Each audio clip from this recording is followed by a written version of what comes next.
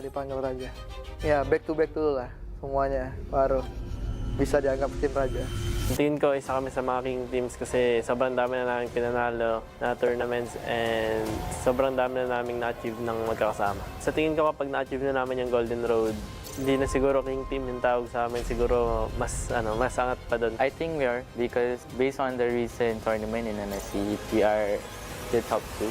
If we win, we already show everyone that we have the potential to become more than a king. Let's do it for Malaysia. I will redeem Indonesia. I will complete the Golden Road.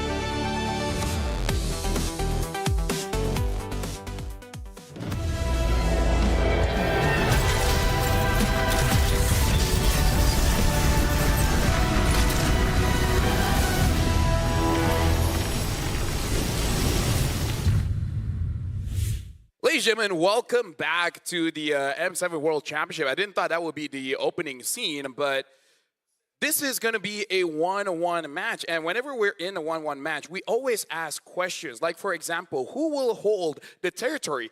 And when you speak about territory, what do you think of? That's right, poop. Now, here's a very interesting fact here. Do you guys know about wombats? Because wombats, when they poop, it's in a cube shape. Because when it's round and cylindrical, it moves around. But as a cube, it stays there so they know where the territory is. So the more you know about wombats. Welcome, my name is Rafael. Alongside with me is Naisu. And, you know, speaking about poop cubes, Mariko. Wait, what do you mean? You know what would have been better? Instead of a fun fact about wombats, why not falcons at least? Yeah, because like oh, Camera goes somewhere else for me to look it up real quick. okay. Oh, they actually go somewhere else. Now you can look it up. Hey, now you can look it up. All right, so just if you guys missed it, by the way, we had our first best of 3 of Swiss in the last match. Unfortunately, DFYG has been sent out of M7 and CG the cool guys. I wonder if someone could ask Chico, like, what are they right now? Yeah. Or maybe it's just like they got to stay locked in until they get through the Swiss stage. I think so. I think Okay, that's- now I got it. You got Okay. it. You got it. I was trying to buy more time for you. No, All no, right, no, no. let's go. All right. I don't need it. I don't need it. Do you guys know that falcons don't actually kill with their talons like eagles do? They have something special. Not the special like us. They're special in the way that they use a special notch on their beak called tomial tooth or tomial tooth to quickly sever the prey spine. Oh, wait. Oh, I should have read that first. But yeah, that was quite something there. You were using a real me, sir. Yes, Thank you were. The AI is so It's fast. amazing. It gave me 2 facts. The other one is the peregrine falcon is the fastest animal on Earth. Dude. I should have used that one. That one is more was safe. good. No, it's like, no, I give you the phone and you're looking down. I'm like, oh my. Well, there you go. Hey, you know what? BS against Falcon. Let the world see who right. Dude, at this Why are you closed? Why is Trying to your get eyes the closed? right wallpaper. Oh yeah, because it changes. Yeah, it changes. The reason Now why it's a cool. cake. Now it's a room. Now it's a lemon. Oh! Ah. Who are these guys? Football players? Badminton, I think. But yes, Okay. there you go. Hey, badminton is kind of like football. It's a sport. Football's kind of like soccer. Oh, get out of here. Let the world see who rises, right? Is it going to be BS or Falcon? Because honestly, Falcon, even against Team Liquid, they actually look pretty good. And we got to put into perspective, yes, BS lost, Falcon lost, but BS lost to AE, and then Falcons lost to Team Liquid. So it's kind of like an honorable loss. So BS isn't an honorable loss? No, I'm saying both. Oh, okay, both are honorable. I agree. Get Yeah. on the program. Sorry, man. I was... Do you have problems listening to me? Actually, I do. That's why I need real me's help. Anyways, yeah, BS versus Falcons. I think for both of them, it's kind of weird because for BS, I didn't really expect them to get into 1-1. I thought they would be in 0-2. The fact that they were able to actually win out day number 1 against CFU was very, very impressive. And that's why they always say it, right? So what do you think, Naisu? I've been overloaded with information here, from fun fact to fun fact. About There's more. Wombats, Falcons, Wombats, BS, Falcons. and now, yeah. I have more about Yeah. Wills, but that's coming out later. You know what? I'll say this. Between BS and, of course, Team Falcons, I will say they have very contrasting play styles. I think that's one of the main things that we've seen from them. I've been rather impressed, I will say, about Black Sentence specifically on what they've showcased. Because, again, you know, some of these teams and some of these players that maybe our international viewers aren't used to seeing, well, this is their first time to get to see them. Team Falcons, these guys have been around for now, Yes. you know, a minute or two here in the international that long. talks. Well, sorry. He's a I building. have a very different reference to time. A minute is a while. 2 is definitely more than a while. Yes, sir. And honestly, if we're talking about Falcons, we got to talk about the Kaka, Matilda, right? They've been Yeah. using it, and they were using it quite well. And again, it's because, well, let's go back to BSC first because we do have BS here. So, BS, I was very, very impressed with their match against CFU. The fact that CFU, we know them to be the aggressors. We know them to be very, very aggressive. And honestly, I didn't really think anyone could match their aggression until we saw BS because they really just took the fight towards CFU and got this upset victory through outplaying them mechanically. That's not something a lot of people could say about going up against CFU. But on the other side, for Team Falcons, this is the Matilda. Yes, also very surprising of a pick, something that we haven't seen in a long time, but it's through their experiences in the World Championships, in the international stage. This team has represented 3 different organizations here. It's mostly with the same lineup, right? Troll, back in the day, Tarzan, without Boya, but still Sanji, Cuffin, the Suicide Minds 4, and then before that it was Triple Esports at M5.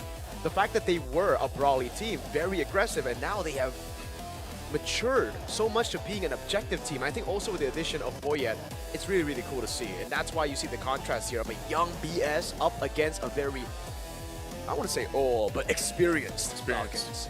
Yeah. Speaking of, I want to talk about Boyet here, Naisu, because so far he's only been using the utility junglers, right? Yeah. Using the Fredrin as well as the Akai, to the point where we even see TL ban out other utility junglers like the Baxia. And then even though there were assassins up, he still chose that Akai. Do you feel like this makes Team Falcon, in a way, a bit of a disadvantage because they're kind of just playing one style here? It's interesting to ask that because I feel like when it comes to the current meta, and we always see it develop through the course of, you know, the M series specifically, and even when what you see in wildcards, and then by the time we get to the knockouts, it can change, right? But I feel like, yeah, the jungle's been in a weird position because after the whole meta kind of changed the landscape a little bit, and then we had these, even the map changes come through, it's been a lot more assassins that have popped up. Utilities, I feel like utility is still great in certain hands of players. Yeah.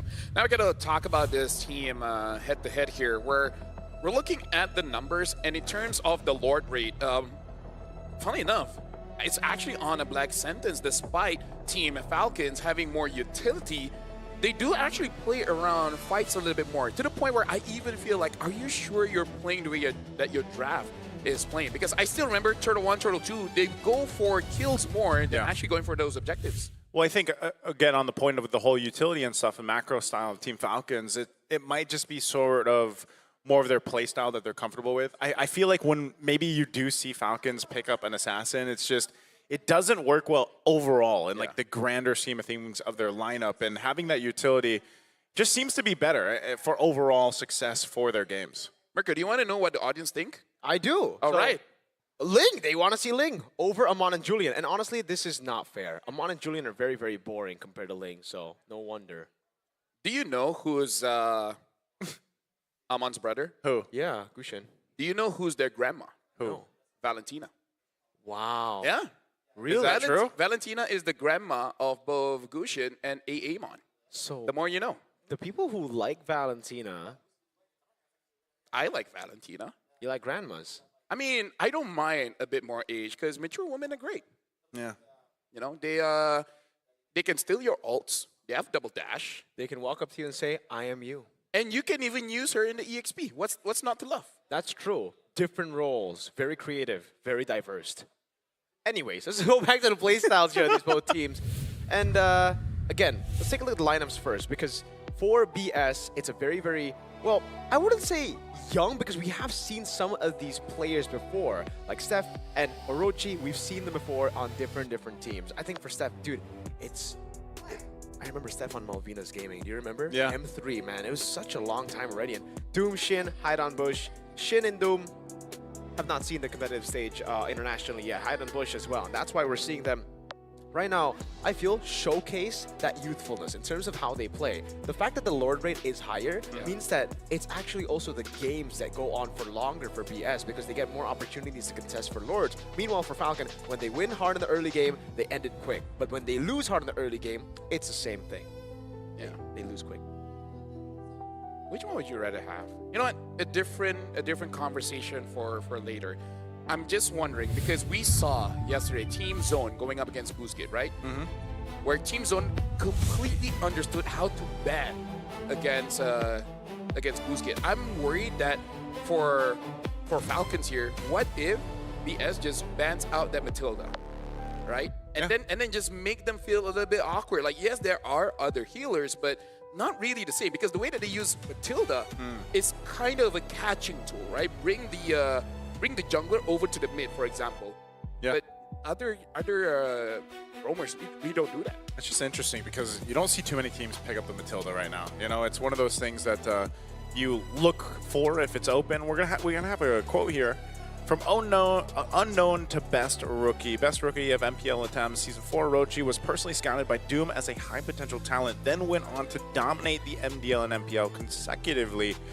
And it's honestly, that's what it's always about, man. You see that from some of the best teams right now currently in the world. It's like they're able to go ahead and spot out the young potential talent, right? Even before, again, because not all the regions across the world have like this MDL or developmental league, and they're able to spot it out even before they get there. What's very impressive is the fact that he did an MDL and MPL. Then a lot of people were like, all right, but it's in Latam, right? Yeah. How will he do on the world stage? And he gapped Wadu on the Yuzong. Orochi, very impressive stuff as a rookie, as a young player, already showing what he's got in a meta where it's very important for you to win that XP matchup. And now we're looking at who will get first blood here. So you guys in the chat can start voting. And so far, it is leading more towards Falcon on getting first blood onto BSE. And honestly, the question really is where, because I feel like Team Falcons, they like to kill the mid laner first, but Shin has been pretty good at maintaining his position. But we do have to see, because the game that BSE lose was when Shin was pressured and Hide on Bush was pressured. Once both of these guys is not having a good time, the rest of the team does not have a good time. By the way, shout outs to Trex, fact checking about Wombats. You taught him a new thing. Yeah, don't you guys learn new things too? I do. Every time I work with you, I learn something new, man. And see, chat, you guys learn something too, like expanding rivers. I think you we learned guys that a long know time that ago. rivers. Oh, expand? wait, in the game. Yeah. Do you know that there's waters that cannot touch each other? Yeah. Yes. All right. Some people don't. Oh, well, if you don't, now you know. I wonder how many new facts people will learn by the end of M7. Count. I'm already thinking ahead of M10. Ooh. What do you think M10 will be? Speaking of, Valentina got banned. Bro, why you ignore me, man? Yeah. The Bacha got banned It's here. because he likes the grandmas. That's why. Grandmas. First thing you noticed. Both. Okay, I thought with the Valentina ban that would set up for the Sora. Exactly. But it's he's like, banned no. too. Hey, it's how you get in your opponent's head. So BS are gonna be like, damn. Is this the Claude like priority? I think so. Maybe. I think it should be the Claude priority here. If it's not the quad, Use Zone. But then they have to take Lance because BS can just take Lance. yeah, I'm really liking quad because you know what they say about quad, right? What? Lazy Duet? A good quad is a good quad, so you gotta pick it up. There's not really a quote that would make me want to pick Claude. I'll find someone else. The guy I found behind, he was not that creative. Okay. Okay. Yeah, but to be fair, his job is just to make sure that people go in and out. You know, he's not really thinking about Claude all that much. Maybe he doesn't even play Claude. Yeah, he looks more like a Tigro player. Well, it is the Yuzong here, not the Claude. And it makes sense because for Falcons, the way that they want to play, the objective-based playstyle they have doesn't really suit the Claude. It suits the Yuzong. It suits the strong top side of the map more. And you know what they say about Yuzong? What do they say? Is it Yuzong or Yuzong? It's Or definitely Weezong. Yuzhong. It's definitely Yuzhong. All right. Yuzhong. Just want to make sure. Just want to make sure. Well, on the other side, they will take the Claude. Yep. So that seems to be the trade. The Claude, the Ganacontra going over here to BS.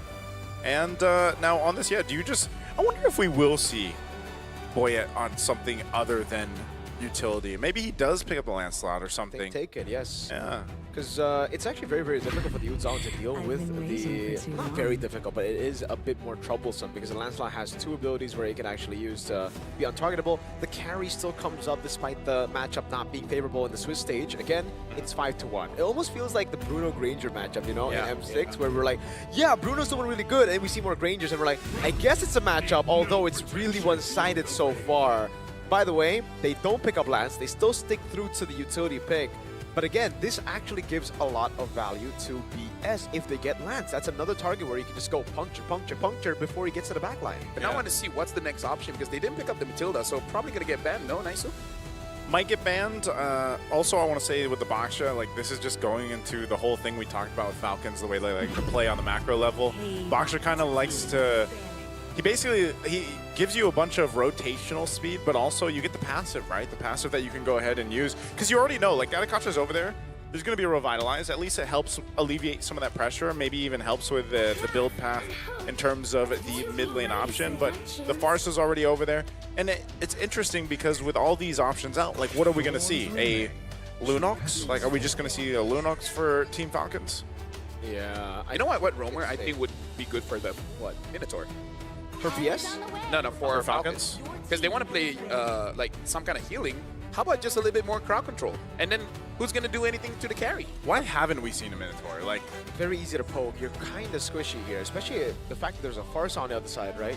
And a lot of heroes that you see now are anti-CC, so just bypass the Minion's Roar. I just feel like, you know, he's got the heal himself. He's got the Minotaur. Yeah. There's no other hero that motivates other characters. Yeah. You're right. Motivational roller. Hey, if you wanted Minotaur to make it through, you should have rooted for Guangzhou Gaming because they were the ones to actually pick it up in the wild card. Yeah. Actually, I feel like a lot of people did, but you know. Yeah. That didn't happen. Yeah. Zone had other plans. Hey, they actually banned out of Matilda, by the way. Yeah, Matilda and Angela. I think right now Falcon are probably going to be on just normal picks. I don't think we're going to get to see a healer unless they pull a sneaky one and pull up an S-Test because for BS, they are looking very, very strong. Again, I like the Farsa. The Lancelot would have been a good pickup, but I think the Farsa actually gets more value than the Lancelot here, just because the carry is short range and the Baksha is going to take a big beating against that Farsa. And there's always an option for Guinevere for BS still. Yeah, I'm really interested to see what maybe a. I don't know if they're gonna go with like a Hilda or something just to scout things out. That could be good. Yeah, I don't know if we'll even see, like, we've seen so much of Cho, man, but just his win rate is not great. And if you do pick it up here, again, you put yourself in a position where you're constantly looking for those picks off. Now, with a Baxia and a Yuzhong, that might actually be helpful in a way. They do go with the Hylos and the Kimmy. Man, it's been a while since we've seen the Kimmy. She's only been picked twice. Ooh!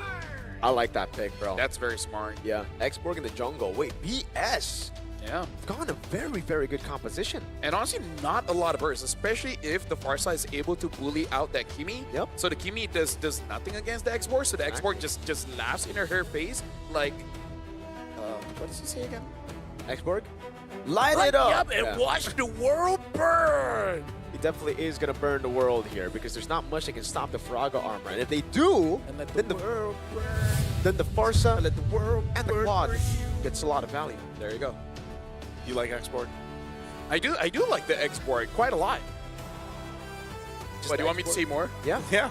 Well, we got to jump into the game here because, ladies and gentlemen, this Not about is Xborg. a best of one. Falcons going up against Black Sentence. And I can say Black Sentence has a very good draft here, but Falcons going with their identity as the fastest animals on Earth with the utility jungler. Welcome. Are they actually the fastest animals on Earth? Okay, let me.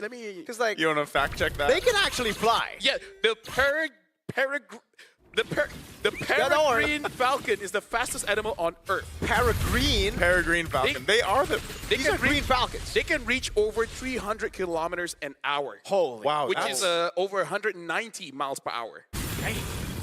That's pretty fast. Right? That's what I said. Wait, Yuzhong gonna go for the Brave Smite. Interesting. I think we've seen like different iterations of Yuzhong, like War Cry and then also Quantum Charge. Quantum Charge, yep. Brave Smite is new. Have we seen Brave Smite? Is it just because you're up against the Lapu Lapu and, you know, he's got Brave Smite himself and kind of like saying, look at that. Yeah, they have the exact same emblems. Yeah, I think it's because of the poke that Black Sentence have with not just the Lapu Lapu, but the Xborg and the Farsight. I think this is just a draft for Sano. Yeah, like all of us are just gonna be very hard to die, so that you don't die and you kill them. Okay, that's fair enough. Master Assassin though for the Claude, and yeah, the only thing that can really stop the Xborg would be himself, because he actually clears really slow compared to the Baxia, right? In terms of the utility jungles that you see nowadays, the reason you don't see Xborg and even that Kai too much is because their clear is horrendous. Boyet already able to rotate, getting tempo. Yeah, chasing down Shin. Shin wings by wings, but man. Oh my god! Hey, Boya will make his trip up here, but to no avail. Is not going to be able to catch Shin. Yeah. See, everyone knows a tortoise can keep up with the bird as long as he tries harder.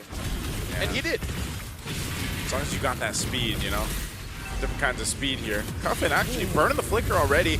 Troll's going to go in. Boya jumps in as well. Frog armor going to be popped because of drop down the feathered airstrike too. Whoa! Already enough to go through as Troll falls. First blood now for Black Sentence.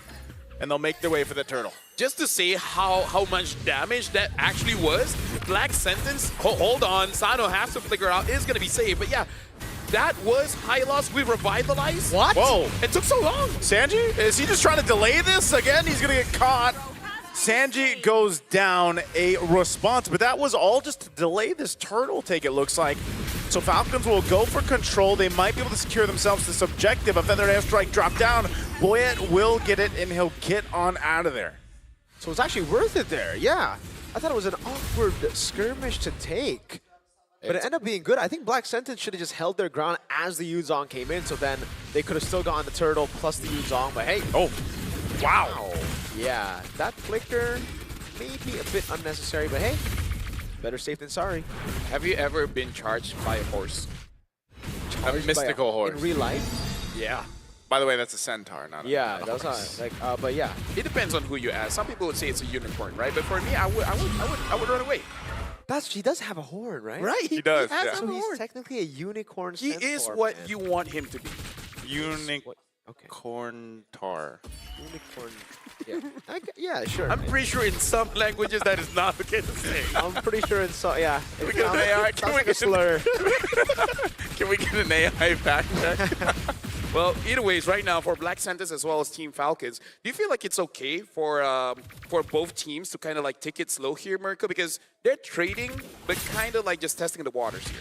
I think it's okay because the scaling is fine. It's just more pressure on Team Falcons to actually build a lead, because Black Santas can actually just scale up to be very, very scary monsters, man. The fact that they have an export in the Barca means that Team Falcons later on, it's going to be very troublesome for them to siege against Black Sentence. So I think for Black Sentence, again, even though they didn't get the turtle, even though Falcons were able to, again, minimize that gold lead, it's fine. Because Black Sentence, with their composition, all they need to do is scale up and wait. So play chill. Yeah, I kind of feel like Cuffin has to be careful here because now with the Lightning Truncheon, I feel like Shin, even just hitting one time on the Feather Airstrike, he's already out of the fight. And if he's out of the fight, there's really no damage coming in from Team Falcons. Yeah. Ooh. Okay, I mean, then part of that too is just the amount of like objective space that can be controlled with this lineup that Black Sentence has. And that's why, again, you want to go ahead and post up here. Gold laners, are they actually going to rotate down with the expanding rivers? It looks like at least Sano will, but might get it here in time. They're going to break it out. Orochi jumping in. Orochi, Boyet securing the turtle, but they still want to go for the fight. Last Insanity on the disengage. And now Orochi trying to get away. He's going to get crashed in by Boyet as he picks up a kill. And now hide on Bush. Can't hide in that bush as he falls right there on their side of the jungle. And with that, Team Falcons have gotten what they wanted. Early on, it would have been even better for them if they got the lead, but they had to wait a bit longer. Now, on their turret, actually, also, the Doom gets a trade up top. So again, Black Sentence, they're still finding avenues to stay level. They are finding trades on the board. It's just that Team Falcons are so proactive now. Yeah, but we can also definitely see that for Team Falcons, they understood that they're kind of a comp that really has to play as 5. So, yeah. As long as Sano stays alive, it's all good. The moment Sano dies, then it becomes a bit of a headache for Team Falcons, where now they gotta make sure that Cuffin is A-okay. So I really feel like for Black Sentence, we gotta look at Orochi as well as Shin. I feel like both these guys, for the first 14 minutes of the game, will be pinnacle to make sure that Team Falcons does not deal enough damage. Yeah. Right now for Falcons, I like the fact that they understand the assignment, right? Like when they're going for neutral objectives, they don't wait for anything. They're not hesitant. Usually up against a composition like this, you would actually hesitate, and that's what gives the export, the Parsa, so much more value, because it just shreds you down, and then you're forced to back away with no healers. But the fact that they just go in, force them back, get a Faraga armor at least before the turtle, it makes it so difficult for Black Sentence to just walk up, and the constant cuts as well. Sano, whoa! Good flicker, man. What a reaction. Yeah, could have got caught there. He doesn't. And we'll stay up on that top side. Now they're going to go here. 4 hide on Bush, Faraga armor. Going to go down here with the last Insanity. He will still be fine, but without that, with this turtle coming up here, they're going to have an advantage once again for going 3 for 3 in the objectives. Yeah, they got to be careful of that Yuzhong, but he doesn't have the Black Dragon form now, so hey, maybe Black Sentence can do something. I don't know about sending your jungler. Export is very reliant on Faraga armor to bot because they got it down. He has it back up, but still, that should not happen. They'll use the Feathered Airstrike. Troll will back off here, but they can still go now knowing that there's no Feathered Airstrike. Stefe trying to hold up on the front side. He's actually going to be able to do quite a bit of damage to Sano, but Sano's still fine, fighting for the turtle. Boyet will go in and grab it, and as Orochi falls as well, still looking. Boyet sticking on here to hide on Bush. Once again, the Faraga armor will pop, but still in the mid lane. They got to respect this. Look good. Stun through, but Cuffin trying to clean up the kills. Feathered Airstrike dropped down again. Whoa, Cuffin! They're all lined up for Cuffin as he gets a double. And Sano will make work to get that mid-tier 1. Yo, I'm liking Boyet and Cuffin putting together like this. Like, even catching all of them in the traction pulse, understanding that they have no more mobility skills. That was so good. They're playing so good, man. That 3-man traction pulse. Yeah. Again, a lot of Kimmies would just throw out the traction pulses early on. The fact that he waited for those resources, LaFell, what you said was great. And it was Boyet who baited out those escape abilities first. Now you can take a look at the items, and now you can really see where the struggle is for Black Sentence, right? When Steph gets poked, perfect timing on that pause, right as I paused, but right as he gets poked out, once he's out of the fight, they have no anti-regen. Meanwhile, on the other side, Cuffin's always there. He's so safe in the back line, so the fact that he got Glowing Wand means that he can just constantly put the anti-regen down on Black Sentence. Here's the thing, Naisu, like, it looks like for Falcons, they kind of only play utility, but if they play like this, I don't mind. Yeah. You know, it's one of those things, again, it's their macro level of understanding that we're seeing unfold here in this game and even in their previous games. And, you know, Mirko mentioned before, like, when it comes to the objectives, they just go for it, right? They don't hesitate. They got all three. Yeah, that's one of the benefits, though, of having a utility jungler. Like, that's always what we see, right? If you're on a Fredrin or a Baksho, which is usually the main two, then you've got almost that opportunity to just go start it up or even hold the objective. We'll see that even later for the Lords here. But even in this one, it's like they just knew that window was open because some key ultimates were down. Boyet was able to just go ahead and join up into that fight. He literally went and grabbed it with a Retribution, and then they chose to start that fight, knowing that a Feathered Airstrike wasn't available. And, you know, that's always one of the things. Every lineup that we've seen with a Pharsa, Yeah.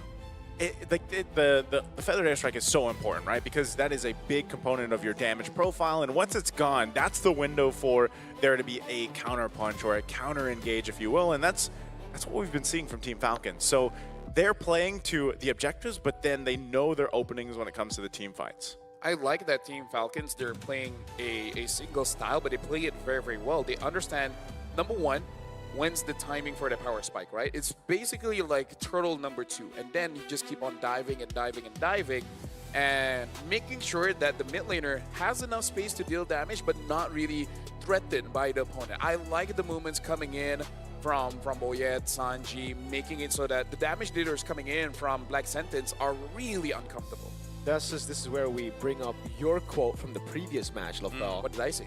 Don't be afraid of the guy who practiced 1,000 different punches one time. Yeah. You'll be afraid of the guy who practiced one punch 1,000 times. That's, I feel like, what Falcons are Exactly, doing right because you always have to think, how much time does that guy have? now. Yeah, it's like a lot of time because That's they a have- lot. Yeah. You gotta calculate how many It's times. almost as much time as someone who would watch One Piece have. That's Hey, watch That's it. a different level. Hey, watch it. Dude, like legit. It only takes you about, I don't know, maybe like a year and 2 months to catch up. It's That's not a lot that of long, time, dude. No, Is that watching like all day, every day? That's or? like the first season. yeah, it's just the first season. But think about it. Think about this, right? When it comes to M8, you can talk about it. It's an investment for the next World Series. Also because we'll probably have some skins in the game. Yeah. Maybe M15, you know.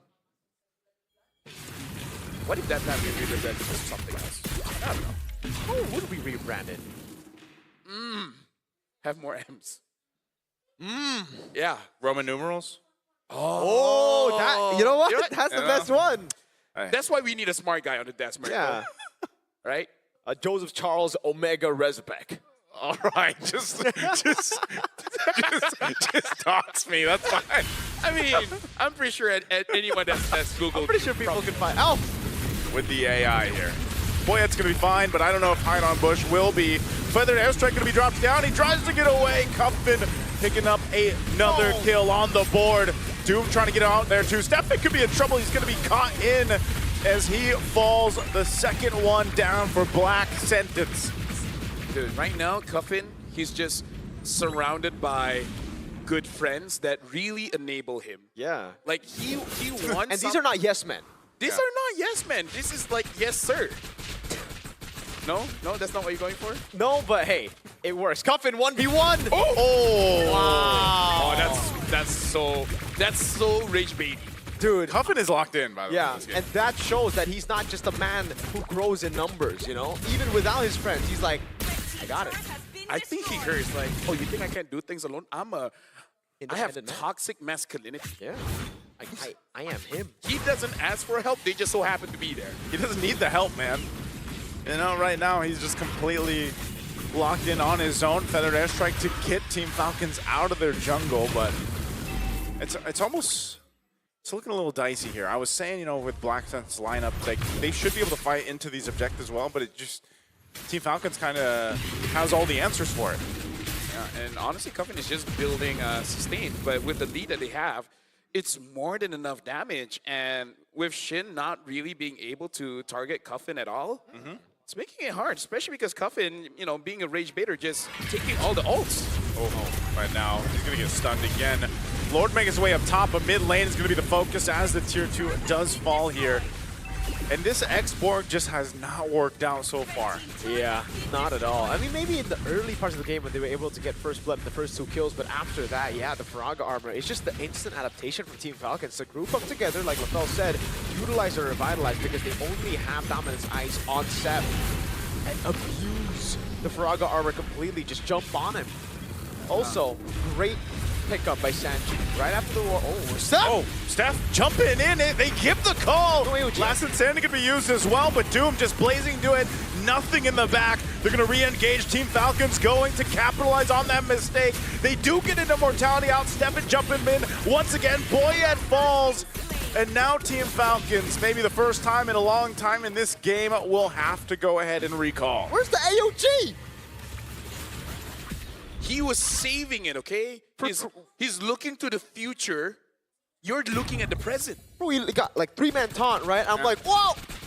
And the climbers just never hit. No. As a roamer, sometimes you want to secure kills. So you want to wait for someone to run away, and then at that point, only you can catch. See, I thought that was going to happen, and then they ran away, and still Steph was like, Still no AOG.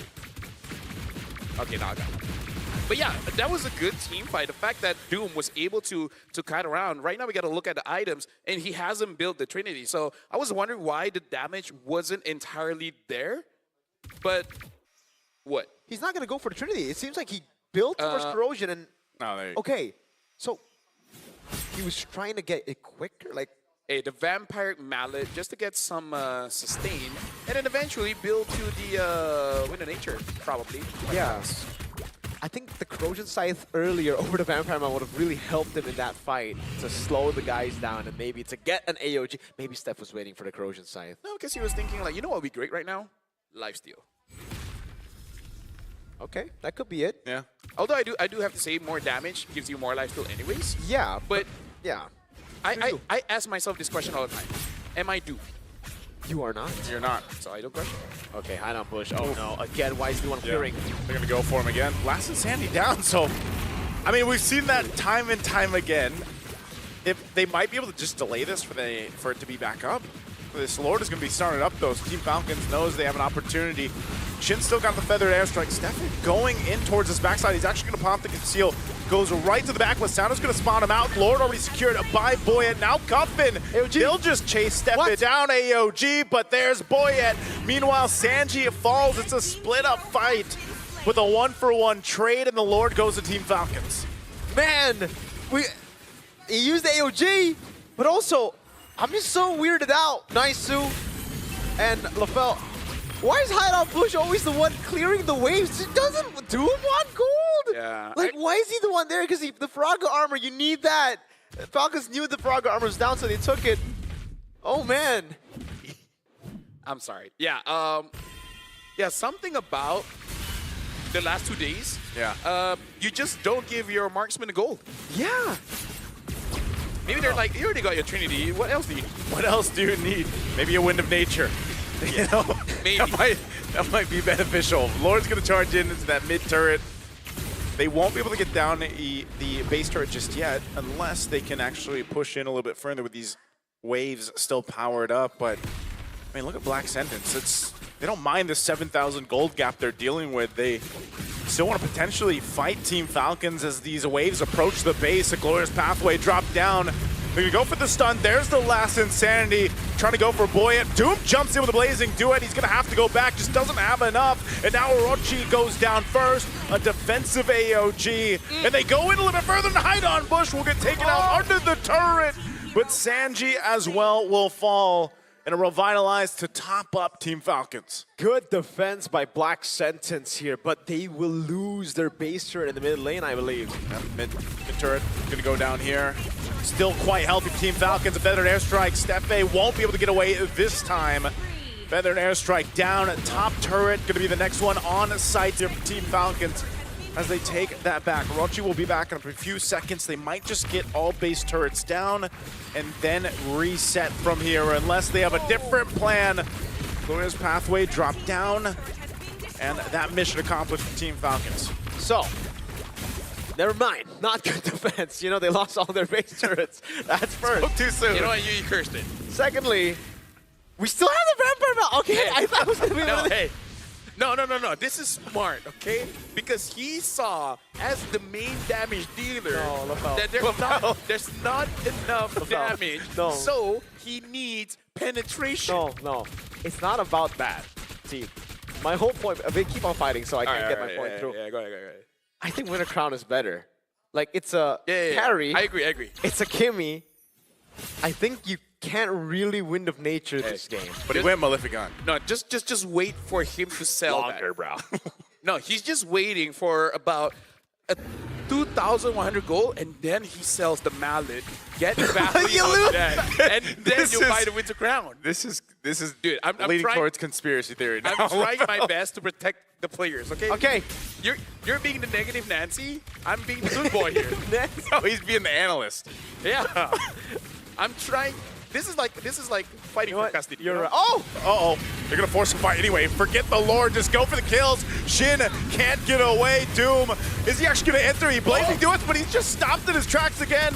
Wind of Nature was already popped as well, but now they're just going to cut them off. They get the stun on Hide on Bush. His immortality's going to be popped, but they just go for Doom. They'll clean it up, and Team Falcons already knows what's written as they take this best of one against Black Sentence in a dominant fashion. Yeah, honestly, Team Falcons here, they know how they want to play. And honestly, it looks like Black Sentence knew how they play as well. Try to counter it, did not work out, man. It looked good on paper, but Team Falcon say, Paper lie. take your paper. Was what I'm gonna sure. Paper lie, dude. They just fly over the paper. Yeah. They fly over the sentence dealt upon them, the black sentence. Do you know, by the way, that sharks were born first before trees? Why do we get the sharks? I don't think black Yeah. sentence are sharks. Yeah, but paper, you're talking about paper, and paper has to do with trees. Okay, but what about sharks? Yeah, Sharks were found about 400 million years ago. Is that a fact? And trees are 350 million years ago. Dang, dude. Yeah. You know Dude. your history. But I don't know. I have a lot of free time. But the thing is, after that whole platypus thing, I'm not sure if you're saying if it's like, accurate, you know? Platypus or the wombat? A wild card. The Spoke of a beaver, and Arashi corrected it. He was like, no, that's a platypus, not a beaver. Hey, Rashi's smarter than me, man. I don't know what to say.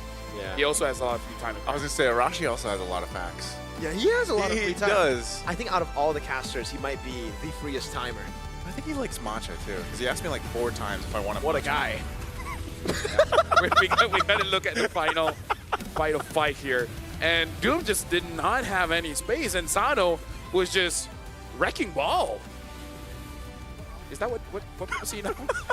Wrecking ball. Let's just go wrecking ball, man. Yeah. What a hell of a wrecking ball we had. Yeah, well, right now looks like we do have an interview with Eterna on stage. So about 50 seconds we'll be there. So that was a good game. All right, Falcons were very confident, and there was nothing really much that Black Sentence can really do. So what's up, Eterna? Hope you get to talk to your children. Once again, thank you so much, casters, and congratulations to Team Falcons from MENA. Troll, how are you feeling right now? We're feeling really good about this win since it puts us one step closer to the knockouts. Absolutely, one step closer to the knockouts. What's the pulse check? Did you think this was an expected win? Was this unexpected for you?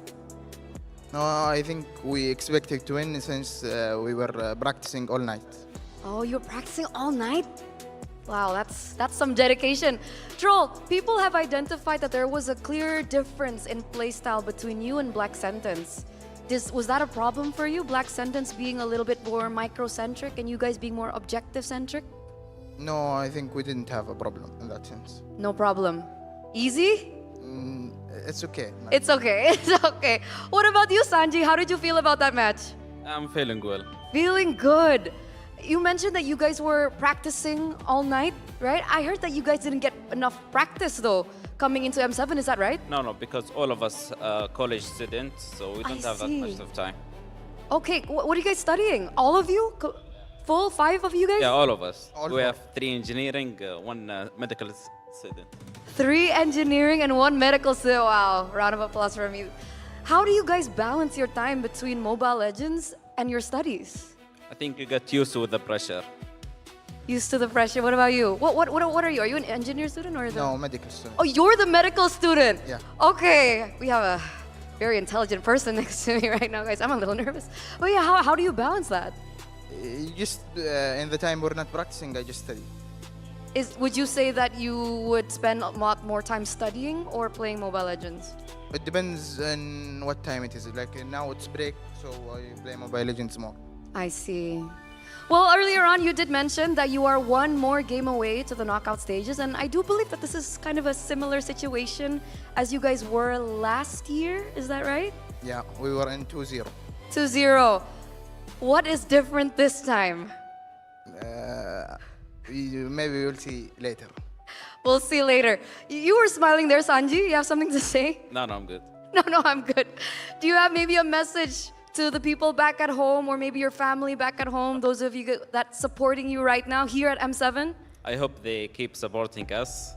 Maybe we'll get to the grand final or at least top 4. We hope so too. Any final message? Support us more. Support us more. I'm pretty sure everyone is supporting you. Even the casters are supporting you as well, and we're excited to see your next journey here at M7. And with that, congratulations once again, because we're going to throw it over back to our casters. You guys know what to do.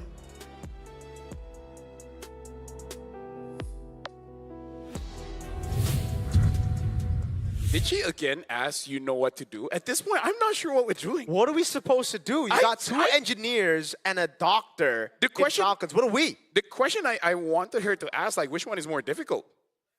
You know, learning medical school She was too intimidated. or playing Rome? She was intimidated. She said they were too smart, Yeah, too intelligent. too intelligent. Yeah.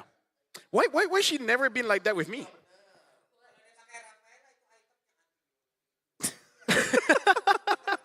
Why are you laughing? I'm smart. Yeah. Yeah, you are. Who said you're You've not? got all the facts, man. Yeah, I got a diploma. You know what? I think if you ask Troll, he probably wouldn't know about all the facts you know. Yeah. Yeah. You got to start looking up I- medical facts. Dude, medical fact, your brain does not feel pain. It's the skull and etc. I'm kind of disappointed by that, LaFell. No, Yeah. okay, look, dude. I've learned so much about semen, so I can talk about it a bit later on, so that you guys understand your body better. Speaking of learning your body better, Cuffin is the MVP by our official gaming phone, Realme. So talk about this, Mirko. Yeah. 6-0 and 10. He played perfectly. He did. He did play perfectly. 6-0 and 10, 60,000 total damage. Good GPM as well. I don't know, man. Like, he was just outclassing Black Sentence every step of the way there. A couple of times the traction pulls. I love the fact that he's able to save it. And in terms of itemization, there's nothing too crazy here. Even in the emblems, it's totally normal. It's just the fact that he saved the traction pulls. A lot of people start the fight with traction pulls. He saved it to the very end. So it was kind of like the assassin Kimmy. By the way, if it wasn't for that level up, he would be dead. That is a very, very clutch level up to 4. Honestly, like, maybe the fact that he's so used to having other people start a fight that he's not pressured to be the one to start it. I think part of that and that statement right there is proof that these guys just have so much synergy and trust in each other. They've been playing together for so long now. And I think these highlights and the way that this game went really showcase that, you know? And it's funny because, again, when you have Boyet as their jungler and he's picking look these at this. utility junglers, yeah, this is the traction pulls or the setup from Cuffin. You know, like, you're able to do these things, right? You have that trust in each other to make this happen, and you know, their playstyle on the macro level looks very reminiscent of some of the, you know, the best teams that we've seen on these international stages. Yeah, and I really feel like they're able to engineer the draft so well that they really work with each other. And Troll having the medical knowledge really makes it good, where he has this sense of responsibility. He has to make sure that his team doesn't die, And and they don't. I just cringed there because right as that was a bit too perfect of timing, by the way. We were just having a conversation about the Wind of Nature not being good, and he just went in, and he was like, wait, what am I Wind of Naturing? And he just popped Wind of Nature as like a damage dealing ability there.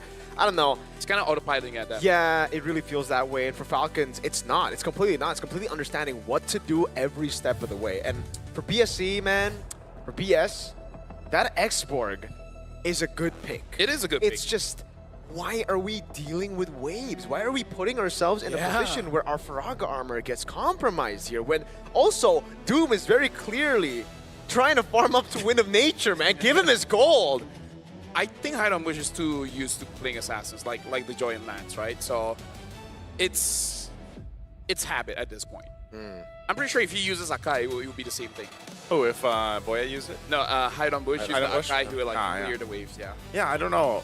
It was weird because even by the time that Wind of Nature did get picked up by Doom, it was like towards the end. Like it was like the last team fight that they had, and you know, just imagine if he had it a little bit sooner. But Yep. I don't know. There was a couple clear, glaring mistakes that were made from BS. I mean, we already talked about holding on to that Avatar of the Guardian from Stefe earlier on too. I mean, there was just so many options that maybe they could have gone for, but also the fact that they were gapped pretty much across the board, and then that gold lead that Team Falcons had for the majority of the game too is just really hard to fight into that. So if you take down one of your biggest options to actually contest objectives in team fights, which was that Faraga armor on that export, you lose a big opportunity for you to actually go into those fights.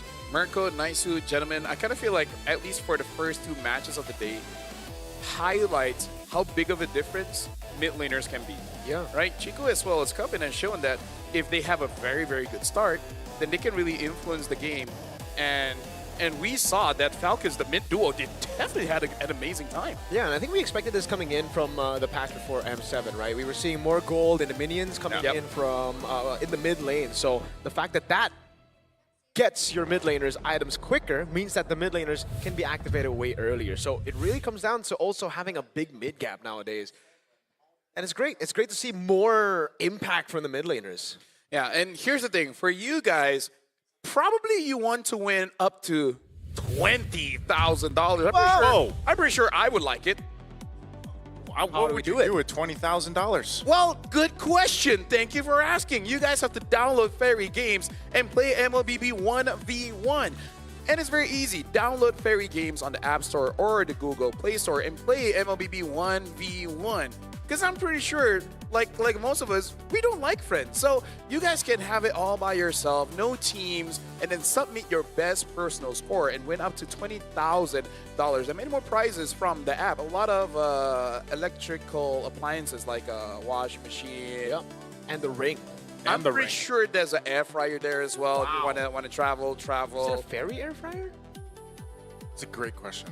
That's an amazing question. You know what's also amazing? What? Magic Chess Go Go, because it is the World Championship and it's already here. It's already started. Quite a lot has happened. It is the first World Championship of MCGG on the 10th and 11th of January. They just got done with the group stage as well as the semifinals. So if you guys want to see more, on January 25, it will be the grand finals. It will take place at the M7 Carnival. Please follow the official channels to get the latest information. And that's when is the birth of the first MCGG World. Something about talking makes me feel like there's intrusive thoughts coming in. I just don't know from where. Your mind. My mind? Yes. Your mind. I feel like I'm being influenced. Speaking of influence, Acecraft. Check out Acecraft. It's an STG build around adaptability. It's here. See? Yeah, I was gonna say, where it is? There it is. There you go. This guy is great. That guy's great. Who's his name? What's his name? Yeah, what's his name? That's a great question. He has a real name, so I'm It's not probably even gonna try. it's probably Ace. Ace.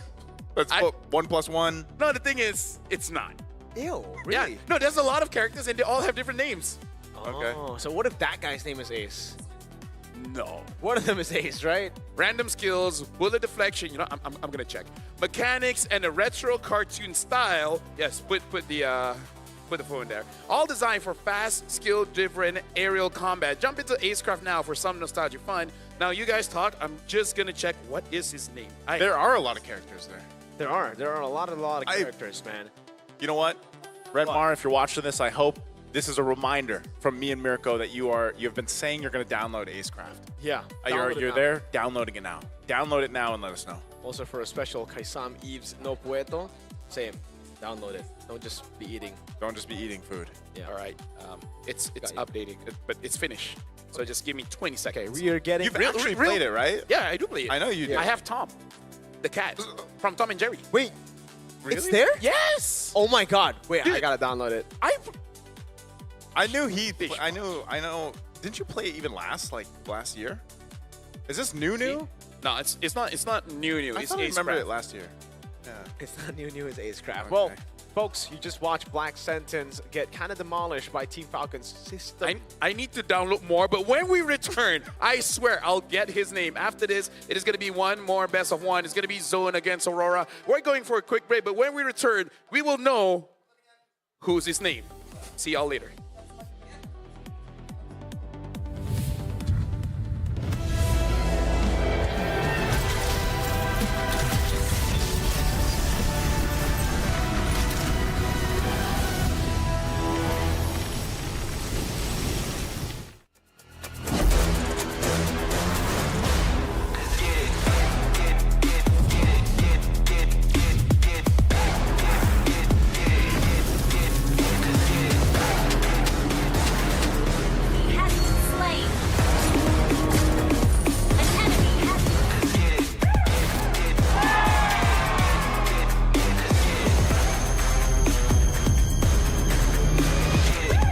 Realme 15 Pro M7 official gaming foam.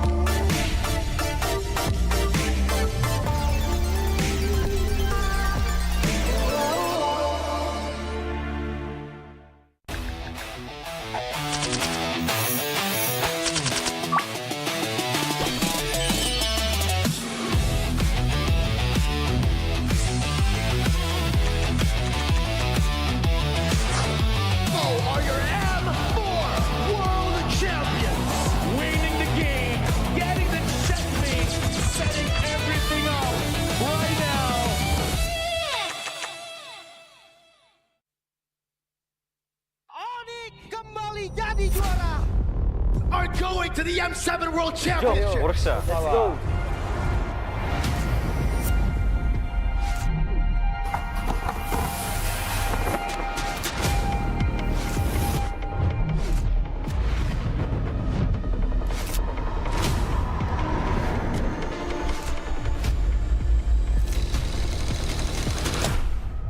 Futbol uğraşıyordum, futbolcu olmak istiyordum. Ama pandemi girdikten sonra futbola ara verdim. Birazcık da Mobile Legends oynamaya başladım o zamanlar yani yaklaşık. Que nosotros empezamos desde la MDL, la ganamos, después subimos a la MPL, también la ganamos y ahora estamos en el Mundial y también esperamos ganar. I think Team Zone is underdog in M7. Nobody expected us to be here. Evo was once a dark horse and we break through the expectation of everyone. They broke history. Even though we are coming in as a newcomer, we are not just coming in here for experience. We know we have power, that's all, we are good. Nosotros somos el equipo Dark Horse. Who do I think will be the dark horse? A bit of a Malaysian bias, but I would say CG for sure. I'll lean more towards Yangon Galactic. I don't think anyone really is expecting CG to be a threat. Kita orang bukan dark house, kita orang cuma pendatang baru. ကျွန်တော်ကတော့အဲ့လိုတော့မထင်ဘူးအများကြီးပြင်ဆင်နေတယ်ကြောင့်မလို့ပွဲတဲ့ကြရင်အကောင်းဆုံးပုံစံနဲ့ဆော့ရသွားမှာချပြသွားမယ်ချပြသွားမှာလို့ချက်တော့စောင့်ကြည့်သေးတယ် Sebab kita orang ni suka invade orang, bantai orang, memang gaduh tak berhenti. ညီရဥအောင်ချတယ်ပေါ့အားကြောင့်မို့ကျွန်တော် aggressive ဆော့ရတဲ့ဘောကြတယ် Agresif, kenapanya? Karena suka perang. Karena kalau misalkan bermain agresif, musuh bakal kena pressure duluan. មូលហេតុដែលពួកខ្ញុំចូលចិត្តលេង aggressive ដោយសារពួកខ្ញុំកាយមុនគឺមើលថាមើល player ខ្លួនឯងនីមួយៗហើយគិតទៅថាអ្នកគឺដៃខ្លាំងមែនតើអញ្ចឹងលេង aggressive គឺត្រូវ我们战术打法无规则打法，就对手可能研究不透我们吧。 We are not that serious. We just playing for fun because it helps us not get pressure. If you play for real, we get a high pressure international. 可以打进世界赛的关键之一是早睡早起，保持好身体。 Siguro determination lang din talaga and focus sa sarili kasi doon nalalabas siguro yung pagiging consistent sa paglalaro. Our secret in our veterans in our team. Enemies need to respect us. Strong mentality and discipline because it's all about out of the game. King teams for me are gaming us. Siguro para masabi kong king yung team or legends, siguro meron muna silang MSC title and M-World title. Kalau dibilang tim raja, enggak lah. The Sky Kings have been taken down. Kita belum layak lah dipanggil raja. Ya, back to back dulu lah semuanya, baru bisa dianggap tim raja.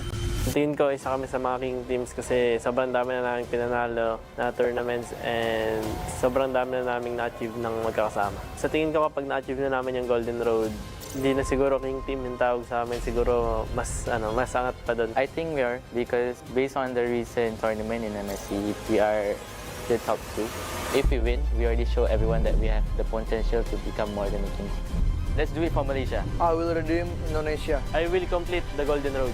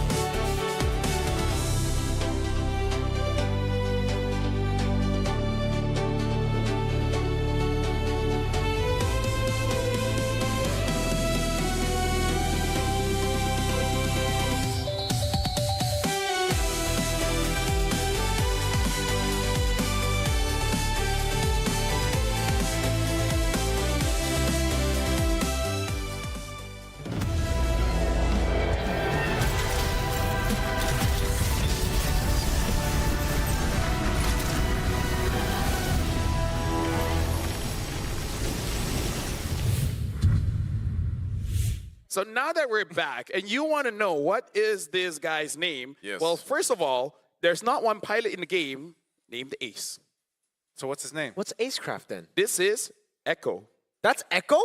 EKKO. Yeah. Okay. Yeah. I don't know. Similar. Similar. I know that guy. I know that guy too. Yeah, that's his name. Apparently now we have Tom, Jerry. There was one more IP in there. All right, I Tom can't or remember. Jerry? Both. Come on, man. You gotta choose. Oh, no, me, I have Tom. I don't have Jerry. Okay, so you're more of a Tom guy. I'm a cat kind of guy. You're a cat kind of guy. Speaking of cats, do you guys know that Mongolian horses are actually quite small, very strong, stonky, and the reason is because they're built for performance and not aesthetic. So Mongolians make sure that when they feed as well as the climate, make it so that they're more efficient. So in terms of combat, they're actually pretty good. Wow. So size matters, but in a different kind of way. Yeah, definitely. Hey, I don't know how to relate It's that around- to the Follow that up with the the team zone, but So it's as big as 12 to 14 hands. That's one of the measurements that you can why use. would you use hands? Hands? What about feet? You know, Look like, at this, standing around 12 to 14 hands. Look, I'm not lying.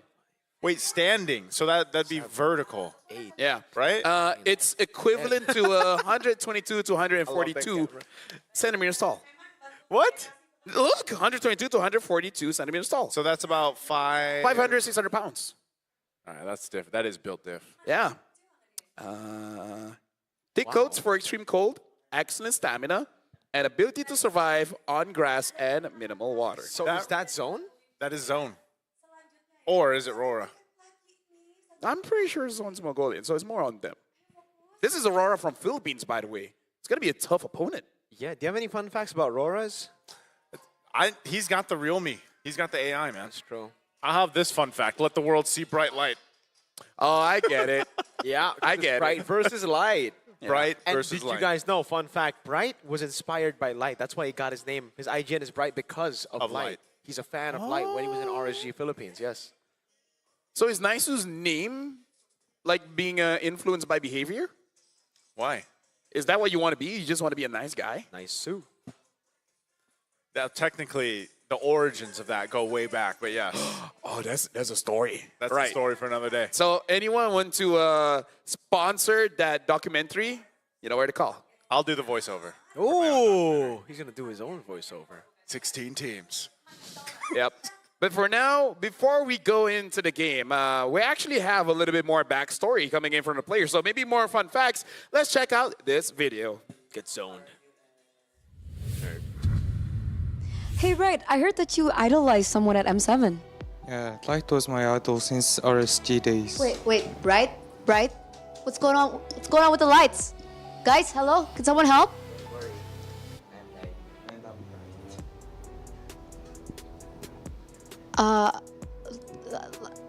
What? I guess we'll see them in the next match.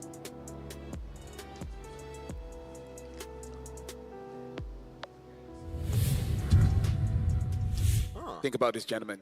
Look at the genius that our production team had, right? Not only did they turn off bring the lights. bright light and turn off the lights, they even have yin-yang visuals there. Yin-yang? White shirt, black shirt. Duality. All right, The that duality. you think it's black shirt. You think your suit is black.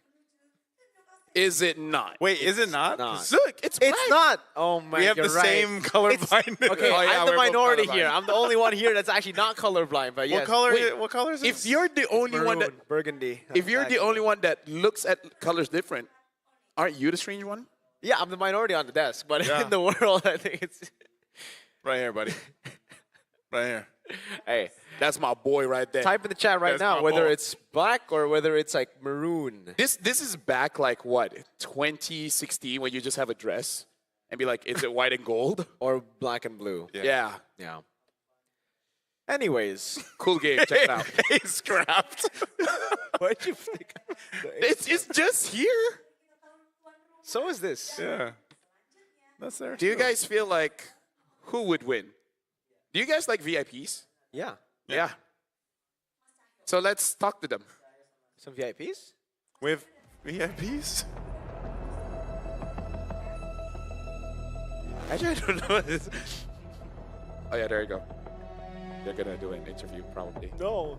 Oh, we're still talking. They just have a different It's not thing going on. VIP, it's yeah. like EIP. Oh, I think. VIP. Yeah. I'm sorry. I don't. know- Dude, like my language comprehension is not as good as my fun facts. Okay, so LaFell, I would follow you into the darkness. you know what, You are light, but not the player. Yeah. dude? We all know that I am special. I get it.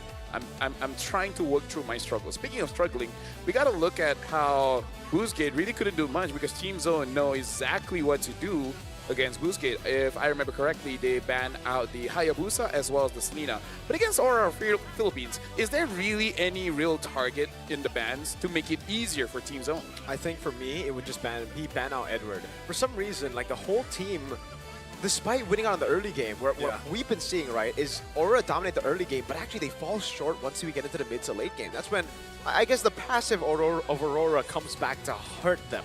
But it's always Edward on the playmakers that's able to turn things around again, like you see on your screen right now. Yep. So if I were an opponent of Aurora Philippines, I'd be like, all right, let's get rid of this Depot up guy. He's a bit too good. I think not only that, but also maybe some of the options from Forward Light. But honestly, it's been a whole lot of high losses and Gatakachos, right? So I don't think that's going to change too much. Not only that, but I would say that even with the Cho, that's potential. Demon Kite, obviously, as well, you're going to have very specific options you can go over there, but it's mostly been a whole lot of YSS Lancelots, you know, the Assassins there. So, yeah, the biggest playmaker right now is Agent Zero, Mr. Consistent Edward himself. You know, we talked about it on desk yesterday. He literally put that winning game on his shoulders to get that win, and I think that would be a great place to go ahead and focus in when it comes to the bans. Yeah, speaking of Edward, we got to talk about Bankai as well, because between both, honestly, Bankai hasn't been the most consistent. He has great games, and then he has games where he doesn't really get to contribute much, right? It's either the MVP, or you just forget that he's there. But for now, we got to look at the lineup here. Bankai, Zexora, Kenny, Bright, as well as K. And I would say Kenny is probably the most consistent coming in from Team Zone. Kenny's really, really good, man. Even from the wild card, right? He was stealing the show, actually, from Zexora, too. Yeah. The guy that we thought was just going to be the main guy on the team, which sometimes can be the case. But just like Bankai, I think Zexora is actually also kind of inconsistent. When he's really good, oh, man, he steals turtles. He turns the game around. But when he does a few of those extra moves that you would not expect an experienced jungler to do, that's when you're like, okay, that's when Zexora dials it back. And you know what's crazy? We can say the same thing about just Aurora as a whole, because yesterday's match against CFU wasn't convincing, dude. Yeah. The first 4 minutes were like, oh man, this is top tier MLBB. And then they just started Auroraing everywhere. Are we gonna have that as a verb now? It's either that or I say choking, right? Like, I don't. They're Auroraing. They were Auroraing. It's unfortunate. Auroraing. Yeah, because, you know, like you just mentioned with the ZX Aura, and I hate to say it because he's my boy, but Demon Kite as well, man. Yeah. You know, he's just been, he hasn't been doing what we're used to seeing him do in the jungle, and, you know, maybe that's just a combination of a whole lot of things, but they're definitely going to have to do more than just rely on Edward to carry them through this game, and specifically because, yeah, it's that best of one format. I like that most talents now, we just adopt players to become our little brothers, because everyone has their own boy now, right? Mirko, I think, has just a bit too much, but... No, I don't have a lot of boys. I have a lot of goats. Yeah. Who's yours? I'm not supposed to say this, but Izanami and Stormy. I'm not supposed to say this, but we're going to hold an intervention, but I'm not going to tell you when, but it will happen. Intervention? You have too many goats. Yeah. If there's too many greatest of all times. No, they're not greatest See, of all time. I said this yesterday, They're and he just told goats. me. They're just goats. They're not the greatest of all time. emojis. Like, just think of the emoji. They're not goat. Because I said the same thing. It's kind of like saying all money is the same money. It's not. There's currency differences. Yeah, there's rupiah, and then there's every other better Ringgit. currency. Rupee. He has dollars, Australian dollars, Singapore dollars, Filipino dollars, Philippine pesos. There's a Vietnamese dong. Yes, sir. What else? What else? Yen, the Japanese yen. Yes, sir. Yuan. You know, they used to pay in seashells. That's a fun fact. Yeah. Like way back in the day. That was the currency, was actually seashells. Imagine getting products and giving seashells. Seashells, yeah. Yeah. Until basically boats advanced enough to gather so many seashells that they lost their value. Yeah. That's a fun fact. I didn't use the real me, by the way. Yeah. You have it. Oh, that was just in your That head. was just in my head. How do you have that? I don't know. Reading. It's kind of like I was a teacher before. You were a teacher? I was. What did you teach? He teaches special kids like me. That's why, Oh. Yeah. So that's why they got you to do it. To work with LaFell. Yeah, me and LaFell. Yes. Who And is- everyone on the talent. Honestly, everyone. Who's normal at this point? Who's the better roamer? So far, 7 votes for Light. Guys, Nothing show, against show Bright. some love to Bright. Nothing against you, Bright, but Light is XBTR, so I'm inclined to believe that he's my GOAT! Okay, you know what? You gotta shut up. XBTR, by the way. There needs to be a piece of merch or something. Find a different animal. Hey, 10 guys said Bright is good. 13. 13? 14? Guys, keep on voting. The more votes you give, the more blessings that you give all around Indonesia. Sure, we'll use that. 77 to 55. 87. Oh, my goodness. Oh, he's getting close. 6-7. Oh, no, too late. It's past that. Wait, Bright's getting a lot of votes. Let's go, Bright! Light's got this. I like that everyone is doing their jobs, like voting. Yeah, W Jobs back at home. Good job, chat. Good job, Chad. We're proud of you. You know what? We love you, chat. If no one has told you this yet, Yeah. we're proud of you. The We are fact that very you're proud of you. here, Yeah. the fact that through everything you're going through in your life, you're still here to watch the World Championship, Yeah. having fun and talking in chat. Some of you, you know, say a lot of things, and some of you don't. Yeah. And we love you both equally, but just a little bit more to those that talk. Yeah, no, not really. We don't love Yeah. you equally. That's It like depends on what what you say. parents say to the kids when they have multiple. But yeah, we have favorites. When you have Technically, multiple chat is kids. multiple, yeah. Yeah, when you have multiple Chat is kids. multiple. Chat is multiple. Yeah. So, Or is chat No. singular? You know what? chat is singular, but Chat the is so chat. Chat is so generic. We should call them what they are, the bang bangers, no? Welcome, Bang Bangers. Unless they're watching Go Go. oh. You know what? Go bangers. We love everyone equally. What about No, we Acecraft? don't. We don't. How about esports for Acecraft someday? Go bang craft. Go. That sounds like an entirely new game. yeah, you know, yeah, it sounds inventive. But now Aurora Philippines will be the first pick here, batting out the Kalia as well as the Yuzong for Team Zone, batting out the Grok as well as Uranus. And, very interesting here. Oh, Yusin. We haven't seen Yusin ban for quite a while. Yeah, I think it's just because Zone has been able to utilize the Yusin so well with Zexora that Aurora is going to respect it here. But I will say this is already a different approach to what I expected from Zone coming into this matchup against Aurora. I thought it was going to be playmaking picks taken away from Edward, not the Uranus. Because, again, if I'm Aurora's opponent, I'd be like, okay, yes, it's annoying. Yes, Edward's really good on Uranus, but he's even better on Lapu, on Yuzongs, on Arlet. 5 for 5 yesterday, Yes, by the way. sir. Huh? 5 for 5 yesterday. 5 for Lapu 5. Lapu. I think 100%. yesterday, yeah. Even to- after day 2, he was 5 for 5. It's still 100% win rate. Yeah. It won earlier. And he yeah. got It nerfed, won man. earlier, Wow. yes. He got nerfed, was it not? Dude, he's just the bravest fighter. He doesn't He's just care. less brave after the nerf because the cooldown is a bit Yeah. longer, but he is still brave. Because bravery is measured by how scared you are. If you're not scared, are you really brave? Facts. Or you can be scared and brave at the same time. Yep. That makes you a fighter. Yeah. That's the point. So you're scared and not fighter. By the way, speaking of fighters, some people are like saying, "Hey, we got the Fury hose and Beyond hose on the same table." Hey! I dapped my boy Leif. You know what? Nice. So you should go into fighting. Yeah. And just give this up. No. Do it. Do it Do it both. with this? Yeah. Do it both. We're doing both. Money, man. Are you talking about announcing it? Yeah. Or being a fighter? Both. Now, either. Or either or, yeah. Yeah. Whichever makes you happy. All right. Claude makes me happy. Claude first pick here by Aurora Philippines in a Claude team is zone Claude against is the great. Jushin, which has not been let through for quite a while now. Yeah. Okay, the Jusin, yeah. But I think the only Cloud we saw lose so far is Doom earlier. Doom, yeah. Jusin and Gatot Kacha without the Eve banned out. This really looks like a free Eve for Aurora. Eve, and then do they just get Demon? Lance or Yeah, Aya? probably Lance. I think picking up a Lapu here would be great too, by the way. Lance Lapu, maybe? Lance Lapu could be good, but that means then UA will not get the Eve. It'll be something else later. Yeah. I feel like the Eve really should be picked up. Which one has more heroes at this point? It's EXP for sure, right? Because jungler right now is just between Lance Aya. Yeah. Oh, okay, then went Frederick. Fred Eve. This combo we're used to kind of seeing. You know, when the Fredrin does come through. And this is the whole discussion we had in the last match. Like, Fredrin and Baksha still being picked up. This time, Fredrin, we'll get to see that in play. And then there you go. That's the matchup we're used to seeing too, man. I feel like this is, you know, the question we opened up on today and then even yesterday was like, are we seeing the meta kind of come to form? And I think we are, just with some variations, obviously, depending on the teams. Yeah, I love Frederick, man. Like, one of the coolest heroes. Like fun fact, he always uses one hand for the sword, except for the ult. Only for the ult, he uses both hands. And I love his lines, right? Like, one shot, one kill. Like, it's very iconic. Value in me. Does he say one shot, one kill? Fight. He could. Fight for the ultimate Wait, so he doesn't? You've got the X-Borg lines on, but you don't have the Fredrin ones.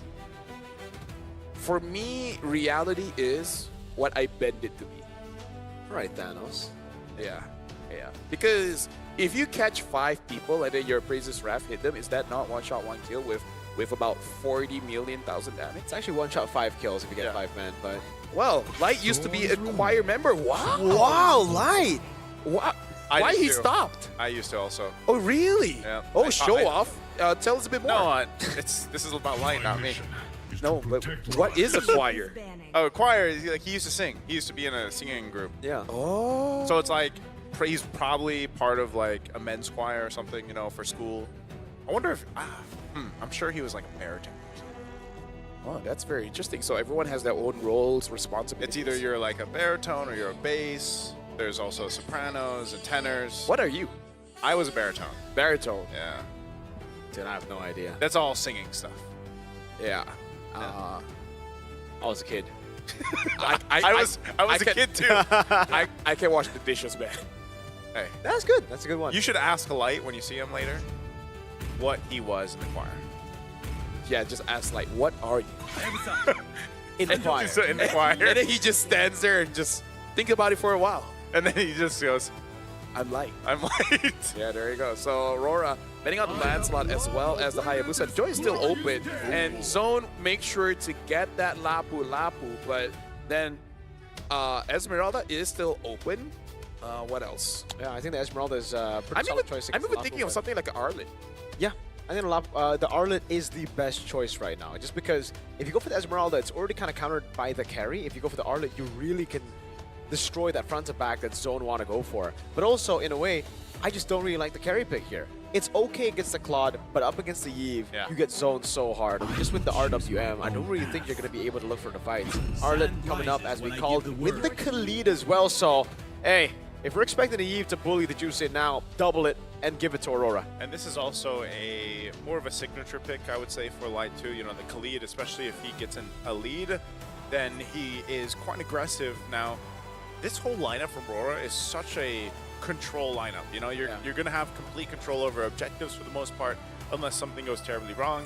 And also at the same time, you give plenty of time for you know, your Klon to build up here for Dome and Kite, and that's exactly what needs to happen here to have that success in hitting that power spike under that 10-minute mark and being able to turn the tides. This is interesting though. They'll actually go and pick up Bill Leomord. Now, Leomord, he's at what, 33% win rate in 3 games after day 2.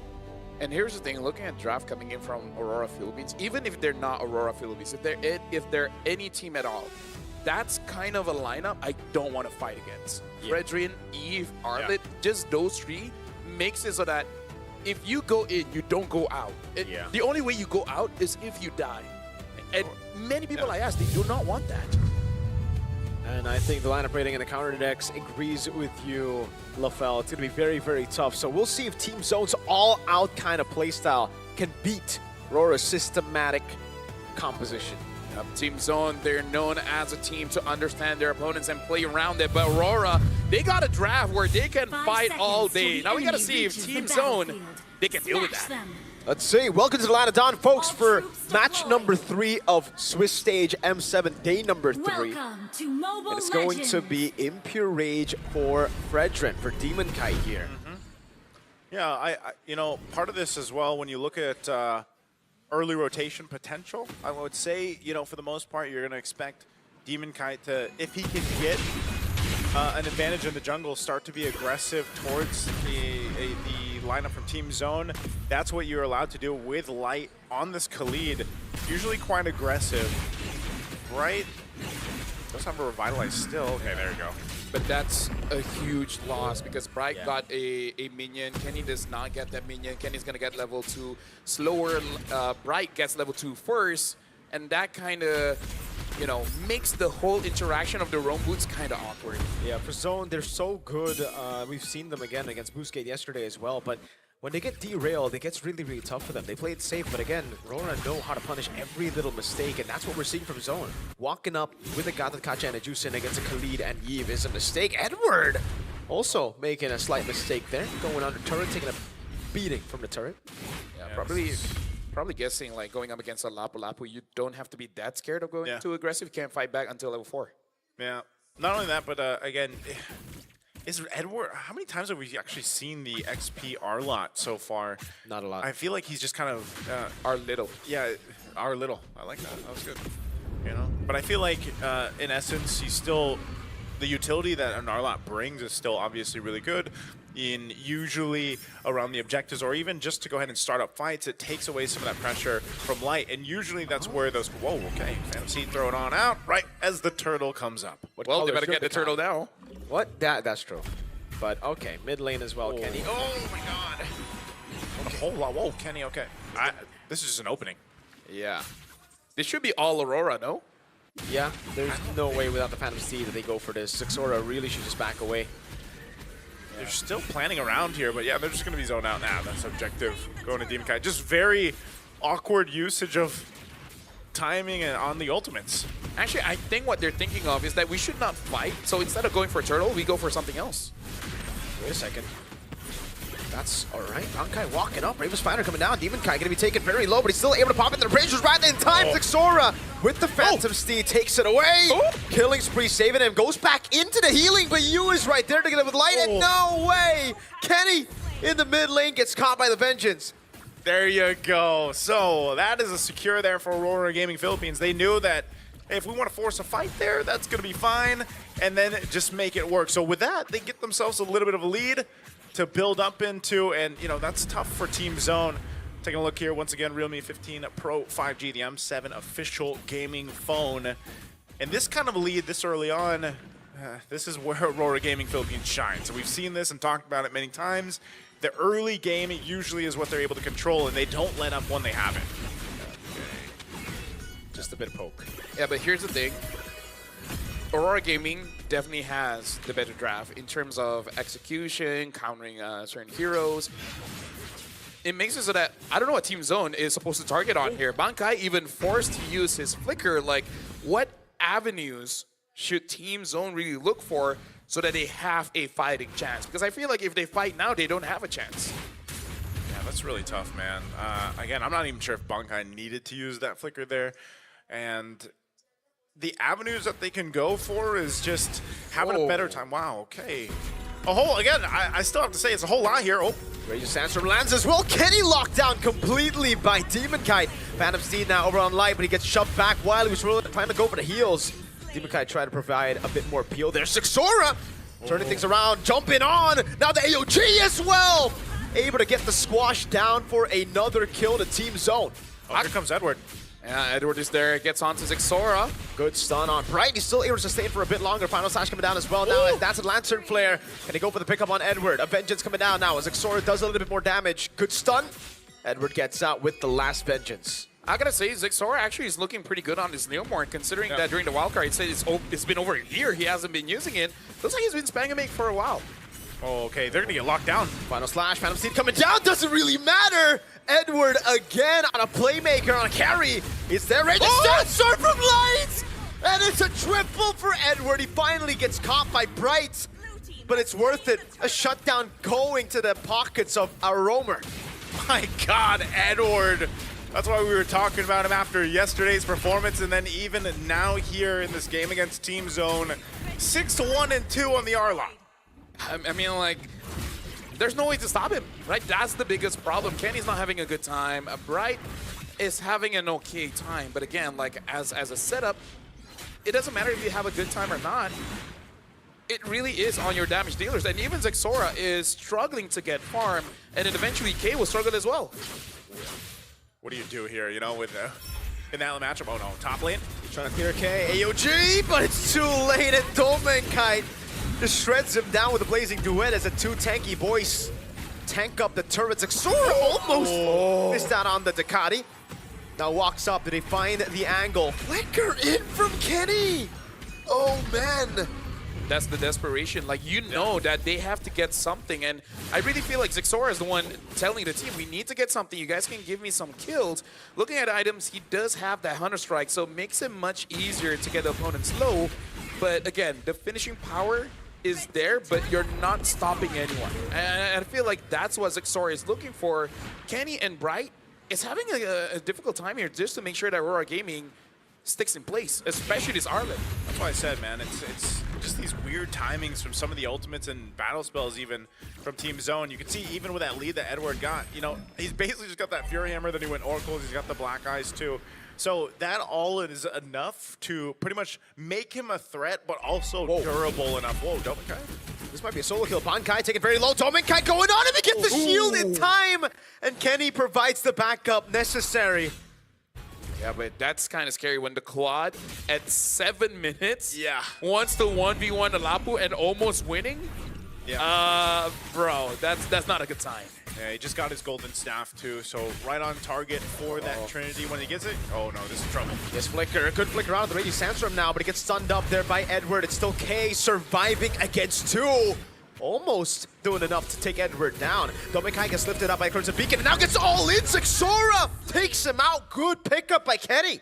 They're rotating up here though. They're going to join the fight. They're going to force him off the turtle. A stun with Final Slash lands, brings him into the RWM now as Kenny gets chain CC down. Zexora doing a little bit more damage, but won't be able to find that skill 1 down on him as Bright AOG's out of there.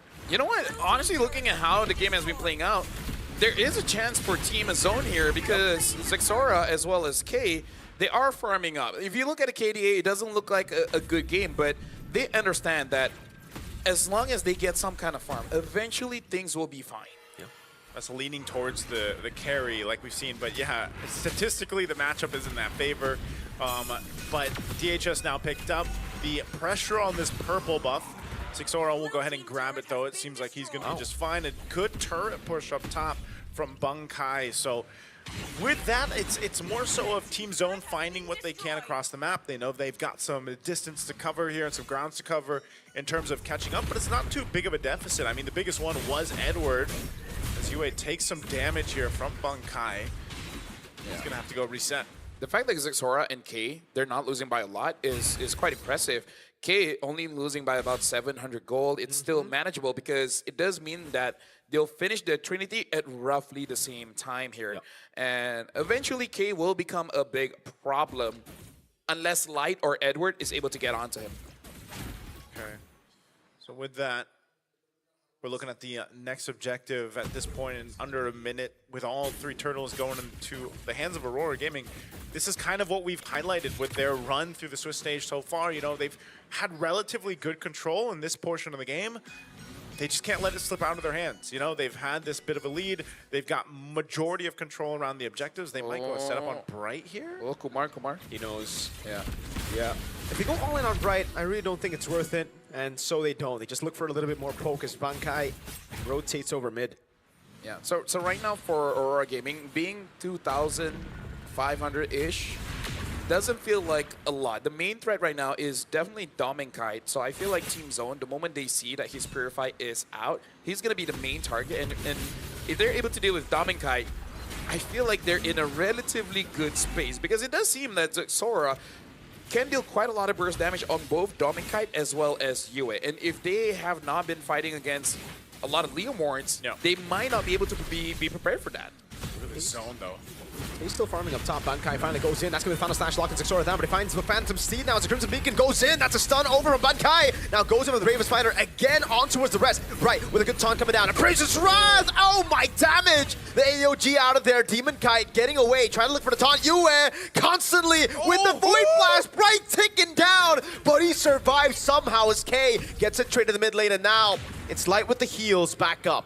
Yeah, even getting a Trinity. Yeah. And you at least get something. Yes, Lord is going to go over to Aurora Gaming, but you know, still, you look at that fight, it could have gone either way. Zixora was just zoned out enough from even Edward sticking onto him that, you know, and they tried to juggle around that Lord fight, but it was just unfortunate that Team Zone couldn't get the positioning they were looking for, and so they just go and get a turret. This is going to be the tier 2 that falls now on that bottom side as the Lord makes its way down that mid lane. Yeah, I feel like Bankai needs to get the Chastised Pauldron as well to deal with Dominkite, and Zixora is, I feel like, just a few gold away from that endless battle and start becoming a real threat against Aurora. Eyes on Edward. He definitely is looking for a set. Kay's not going to give him the opportunity. Bright still holding the mid lane as the Holy Shield in the bottom lane should be procced in. They get rid of the mid lane Lord, actually, and they keep the base turret Holy Shield alive. Yeah, they'll keep it together. Again, even with this lead, it's with Team Zone's lineup, it's not too much to deal with. Whoa, the jump in from Bankai. An attempt, even with the Phantom Steed. They're using a lot. Edward, again, looking for the set. You always got to put your eyes on Edward when he has Flicker up. Yeah, I feel like, in a way, that's kind of good because they did push UA off, making it so that Aurora Gaming cannot apply pressure onto the mid lane, and Team Zone were not punished for that one. So I feel like, considering that fighters generally do have lower cooldowns anyways, I feel like that was worth it, right? At least you protect your base. Yep. That's really what matters. You protect it long enough and as many times as you can until he gets to where he needs to be on this carry. He's starting to get there. I mean, the damage, Bankai again. And the Steed. Bankai gonna go back in with Bayless Fighter now. RWM locking them down, and look at that! That's gonna be him getting out. Zixora caught in the bad spot. Still, whoa! What a knock up there from Kenny! Kay with a flicker! Kay! Oh my god! Now an AOG! And Kay gets a double before he ultimately goes down. You know what? That was cool. Kay made the hero play, and Bright comes in, giving him enough time to actually get Dominkite. And even though Kay died there, but the main pushers, you and Dominkite is not there, making it so that Aurora, they're in a standstill. Oh, and Edward has to flicker defensively. I'd say all that was worth, basically. Yeah. I mean, Team Zone needed to make something happen, and they do just that. They will actually get a good push up top, too. Getting that tier 2, it looks like it's going to fall here. Good work from Zixora. Now, kind of opening up the map a little bit before this Lord comes up in 30 seconds. So again, Aurora Gaming, you know, they're going to find themselves in a very precarious situation for this Lord take. Let's take a look at the instant replay here, though, for this one. Again, a lot happened in this team fight. Yeah, we got to look at the initial engage. Zixora was actually taken quite low, making it so that he has to back down. But look at Kay's positioning here. He was basically ignored for a while, got a lot of space, and then instead of going back towards his team where Light was waiting, he went forward because he knew that he had enough damage for Yue as well as Dominkite. As of now, Kay is doing his very best to bring back the honor, the glory, the reputation that the carry deserves. Hey, he might be beating the odds here right now in that matchup, the Claude and the carry. Again, earlier today it was 5-1 favoring the Claude. They're going to go here for that fight around the Lord. Final slash from Edward now. Zixora's zone in the back line, gets caught with the real world inflation, and now it's going to be the shred coming down as Kay is still in the midst of it all, dealing a lot of damage. And now the blazing duet from Dominic comes in, but he gets stunned up and he's forced to use the Purify. Zixora runs away, gets the dash, but it's unable to save him now. It's a 2 for 2. That's Crimson Beacon backwards. Bright with the AOG gets out of there. Honestly, that would have been better if Kay stayed alive, because it does seem like they're doing a double prong attack where Zixora attacks the damage dealers, allowing Kay to deal with the front line. It was unfortunate that Zixora really had a very bad time, unable to do enough damage to either Yue or Dominkite, and he tried to run away, but again, it's just not enough. Not enough. Lord's going to be secured here for Aurora Gaming off of that fight. So now Team Zone once again on the defense. We saw some of the holy defenses go down earlier on, and now they'll have to rely on this lineup to make it happen. I think they have that potential. It's just down to that positioning, especially on the defense here. We're going to take a look at the items. You can see Kay's got his Malefic Gun. He's going to be building into that Winter Nature. I think that's going to be crucial for him to deal with this. You've got a Wind of Nature already for Dominkite as well. And then over on top, I mean, like you mentioned, this is the potential to just force a fight into the base because you have Edward on the R-Lot. One of those heroes that can just kind of take surprise on even a base defense. They got to make sure they're not all clumped up. Malefic Gun now picked up for Domenkite as well. So Immortality's in play here for a couple of the members of Aurora Gaming as they walk in with this Lord down this mid lane. Lord charging in, able to get the base turret down in the mid lane now. Looking for the bottom lane. K sent down below. Chastised Pauldron picked up by Bankai. Should help him against Domenkite and the Win of Nature as well for K. Yeah, so right now for Team Zone, around 15 minutes here, I believe K already has 4 items. So it's really just about the execution, because Zexora is a threat, but he's not getting the positioning that he really wants. Domenkite's damaged even with that. Chastised Pauldron takes him a half. They're going to go for the turret. Yep. Really nice real-world manipulation there. Zones them away from the base turret. Now they have to save this top lane, because that's the only one they have left. Although, what are the chances here that Team Zone can turn things around? Because I feel like Zexora just needs a good combo with the Phantom Steed, because I feel like all second skill, first skill, that would do enough damage to both Yue as well as Domenkite. Even if they don't die, it makes it so that they're scared, you know? And at that point, K can clean up. Yeah, it's a lot of this okay, actually. Using that, but I don't think they're going to force a fight. It's a little bit... Oh, whoa, Edward. Yes, Reba's Spider is going to be sunlocked completely there. Bankai still able to flick around. The Revitalize saves him. K almost taking Domenkite down there. Luckily for Domeng, he had a BMI. I mean, I was going to say, I don't think they're going to force a fight, but anyway, they go for That's why they do it. They do it, yeah. There was a lot of battle spells used up there, but still they have plenty of time to go ahead and reset by the time that Lord comes up, unless Team Zone somehow, some way finds a potential pick-off to get the numbers advantage against Aurora Gaming Philippines, it's going to come down to the execution. And like you were mentioning, you know, what's the possibility, what's the potential for Team Zone to turn things around? Well, it could be off of plays like that, if they can actually make it work, but also, more than ever, here comes a Conceal. Oh, two-man taunt. Good disengage. Xora now looking for the Phantom Steed, gets caught. Oh my goodness, Xora is going to be gunned down completely by Domenkite. Re-engage impossible because the real-world manipulation stops them in their tracks. They got the jungler down right as the Lord spawns. I'm gonna apologize for saying the truth, but Edward is too annoying, man. Yep. Like, Zexora had actually a pretty good angle to go in, and then Edward's like, nope. Like, that's my friend. What do you want to do with my friend? Nothing. That's what you're gonna do. That's why I said, you know, Edward is just one of those players. There's a reason why he has so many titles, and then Mr. Consistent especially. He's one of the players, like I said, you don't bring up the R-Line that much. There's not many teams that will go for it and make it work to this amount of success within this game. And even towards the late game where, you know, you think if it's mostly going to be the final slashes, well, sometimes alone it's just, you know, stopping people in their tracks and being a threat or annoyance in itself. Like, you usually think that about the Uranus. Yeah. Well, you can ban it out. I'll still do the same thing, even with an R-Line. At this point, I'm pretty sure Team Zone is like, man, I wish he was just using a Uranus, right? Because the thing that Edward does is that he makes you look bad. Yeah. And it's not the truth. Zexora actually is doing quite a good job. He's doing what he is supposed to do. It's just that Edward doesn't allow him to do that. Edward makes it look like a mistake all the time. Yeah. Okay, Lord's made its way up to the base now. We'll see if Team Zone can hold on. That last base turret's going to go down here, up on that top side. How do they defend? Oh my goodness! Xora gets out just barely. Bankai now with Raven Spider. Oh! Final slash to the raging sandstorm lands on K! He's still able to flicker out now. There's a lot of damage over. The Precious Wrath doesn't land. K is still able to go and shred through the front line. Light's gonna lose the immortalities. Bankai is able to go back. Yue with the flicker in. Getting the point blast in. The minions, can they clear it up? That's a big one with the Lord. And the answer will be they cannot. Aurora Gaming Philippines move on to 2-1. And unfortunately right now for Team Zone, moving on to 1 and 2, and we already have 3 teams there. You know, one of them being CG, the other being Team Falcon. So we already have 3 teams in the 1 and 2 bracket. Wait, no, not Falcon. Sorry, not Falcons. BSE. BSE. Thank you very much.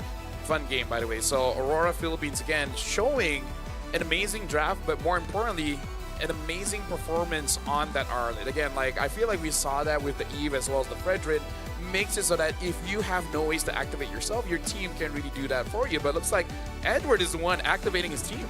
It's so difficult when Edward's on a playmaker. Again, Something we Just like spotted yesterday. out very early in the draft. We wanted him to be on Uranus. We wanted him to be on the less aggressive, less mobile, less big impactful ultimate heroes, but he got the most, I think, impactful hero. That's what's funny though. It's like, even if you go and target ban Edward, Yeah. he's still gonna have one of those heroes that's capable of doing something like this. And you know, it's really hard because then you have to make the decision: do we let some of these other heroes go through the draft? And you can't just completely ban out Edward, you know? I feel like my perspective as a roamer, you know, saying Uranus is boring, it's kind of like when you can play Cho, you can play Tigreal really well, and then you use a Hylos. At least there's a good side to Zone now dropping to 1-2, is that they're known to be downloaders. So they'll get to play best of threes instead of just being on best of ones now. Yeah, and the more games that Team Zone gets, the stronger they get. Because again, they even had to spend $10,000 to go to Malaysia to get a little bit more experience. So, in a way, they're getting their money's worth. Yeah, you know, they're getting to play a lot of games. I think it showed too in their improvement over the course of that. We've seen these players, you know, from Team Zone, but it was just unfortunate because they were doing some things right. Like there was some team fights where they had some pretty good angles, but yeah, like you said, Edward was a big component to that. But also early on, I feel like if they could have just refined their early game a little bit more, because they were making some weird timings on some of the ultimates, then maybe they would have had a better time moving forward. Yeah, honestly, congratulations to Aurora Philippines. Now we're going over to stage with Eterna. Congratulations once again to Aurora. Guys, that was such a decisive victory in that best of one. Again, I love to ask this question because I want to know how you guys are feeling right at this moment. You can start with you. I'm feeling happy because this is our second win for the Swiss stage, and What about you, Doming? Are you feeling happy too? Yeah, really happy and feeling better right now because our second match is win. Yeah. Oh, wait, feeling better. So what happened before? How were you feeling before?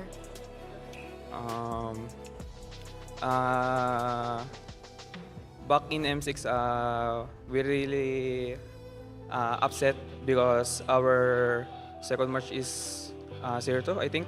And right now is our standing is 2-1. Okay, so maybe we can say historically best of ones aren't the best for you guys? Would you say that? yes, because there's so much unexpected things inside the game. Okay, so congratulations because best of ones are now over. Your next match will be a best of 3. Does this mean that you're feeling a little bit more relaxed? Not relaxed because we don't know who will against who, so we better prepare. Okay, so after this, full preparation for your next opponent, but it will be some time until we get to see who you guys are gonna go up against. You have a few days off. What are you guys gonna do on your days off? Maybe practice and wait for our opponent. And yeah, practicing. Okay, so you're gonna keep practicing. You guys don't want to explore Indonesia? Explore Jakarta? Not sure because we're currently focusing on improving our team inside and outside the game.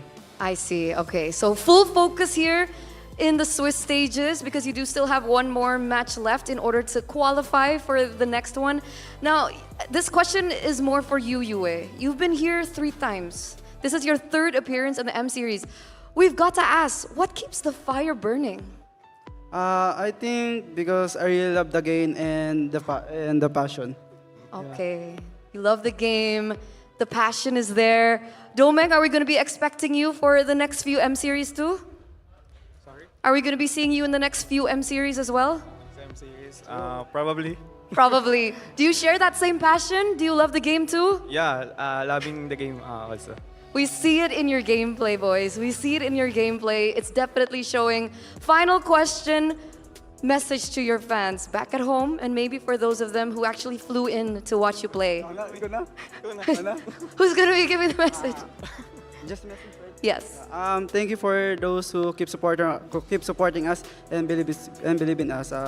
Keep supporting us in our coming matches and to TLPH also. Okay, to TLPH too. What about you, Domeng? Thank you for all of fans for keeping supporting us, and yeah, and to TLPH. Thank you. Once again, thank you so much for this. Congratulations again and good luck for your next match. I'm gonna throw it over to the casters. This time, I'm not gonna tell you to do what to do, just, I guess break that down, right, LaFell? Okay, let's throw it over to the casters. Yes, That's good. We like that. yes. There you go. We don't like being told what tell to us do, what to all right? do. Don't tell us. We're rebels. We're men. We're don't tell us what to do. Don't tell us what to do, man. We don't know. Don't pressure us. Like she said, like, you know what to do. I'm like, what? It's like, what do we do? What do we do? What do we do, LaFell? Hold on, I'm waiting for the cue. MVP, all right? We do the MVP? We're gonna do the MVP with our official gaming phone, Real Me. It's Edward727, and here's the thing, man. The players, they're saying like they're passionate, they still have the fire, and then it turns like, how do you keep that fire? Usually for me, it's oil, but for them, they just love the game. They love the game. I love the game, man. I love when games go past the limit. Do you love the After 22 minutes, Dude. the love enhances. I agree. Yeah. Duration. We didn't get any yesterday, though. We didn't, right? Didn't. Wait. Yeah. CFU Aurora was like 18 minutes. 18, Yeah, not 22. So we didn't get to that point. This one was 1931, so really Damn. close. Yeah, really Oh, close. you really remember, huh? I do. I'm just, You if just you zoned don't- in. If you don't tell me what to do, I'll remember. Oh. That's basically how it works. I like that. right? I like that. Shout out to Eterna. She's probably listening to this right now. Yeah, shout out to Eterna. We love that she really knows us. After 2 games. After only 2 games. This was, as we look at the highlights here. Edward Showcase, man. Edward Showcase. I mean, it is the MVP highlights of this one. And again, I think this is going to be the case. Like, maybe we'll see their future opponent, whoever that ends up being after the draw, to Could be Arnick. actually focus on Edward banning. But, again, I think it's just one of those cases. Like, there was a lot of instances where Aurora was able to capitalize on some little overzealous movements from Team Zone, but for the most part, they were just able to make things work with this lineup. And like we did talk about in the draft, that this was going to be an objective-based lineup and really hard to get into that zone that Team Zone needed to be in, when it came to objective takes. The thing is, I kind of feel like it's very difficult to ban out Edward just because the hero pool for EXP is quite generous now. Like, even if you don't get a good pick, it's going to be a usable pick. All right, so... And Edward being Mr. Consistent and one of the players with the most M-Series appearances, maybe even the most, I'm pretty sure when it comes to the heroes, he might even use the Edith just to show off the skin for the audience, Yeah. Was it M4? Oh, yeah. He played Edith as well for a long time. I think he only missed 1 or 2. I think he only missed the ones that he wasn't playing back in the day, right? Like M1, M2. After that, M3 made it, M4 he made it, M5 he made it. Yeah. M6 he made it. Yeah. M3 all the way to M7, bro. That's pretty consistent. That's Yeah. 5. And he's a Mr. So he's Mr. Consistent. Wow. Dude, we just thought of Mr. a new for name. M. Mr. for M. Yeah, M consistent, Mr. Consistent. For M series consistency. Oh, Dude, we're not legit, smart. yeah. You're the smart one. Me and LaFell, we were on the same. Dude, boat. you're the Dude, teacher. I saw the, you know the emoji that the chat puts in the, Yeah. the loading thing? Yeah. I literally Yeah, just saw yeah. that. Both you guys. You were like, huh? Dude, like, we're the students. You're the teacher. You're the teacher. So. Welcome to class. And it turned out the Bude now. Yeah. She is. She is the Bude. Speaking of, at this point, like, yes, Edward played incredible, but everyone from Aurora is just hard to deal with. Demon Kai was hard to deal with. Dominic was hard to deal with. I'm pretty sure Kay really did not like Light. Like, every time he wants to farm, he's like, oh, this guy again. Yeah, We did one sad content. guy. We did one content review, and now you just come after me. Yeah. You don't just approach me like that, bro. Yeah, We're not say cool hi. like that, bro. Actually, Light probably did say hi. I was like, fine. Did At they least ever- he's a polite invader. Yeah. I'm pretty sure Light is pretty polite with that. Yeah. It's like, sir, may Polite? I? Sir, may I come towards here? May I ult 5 of your players? May I raging my sandstorm? Sir, you don't really have a choice. I'm not asking.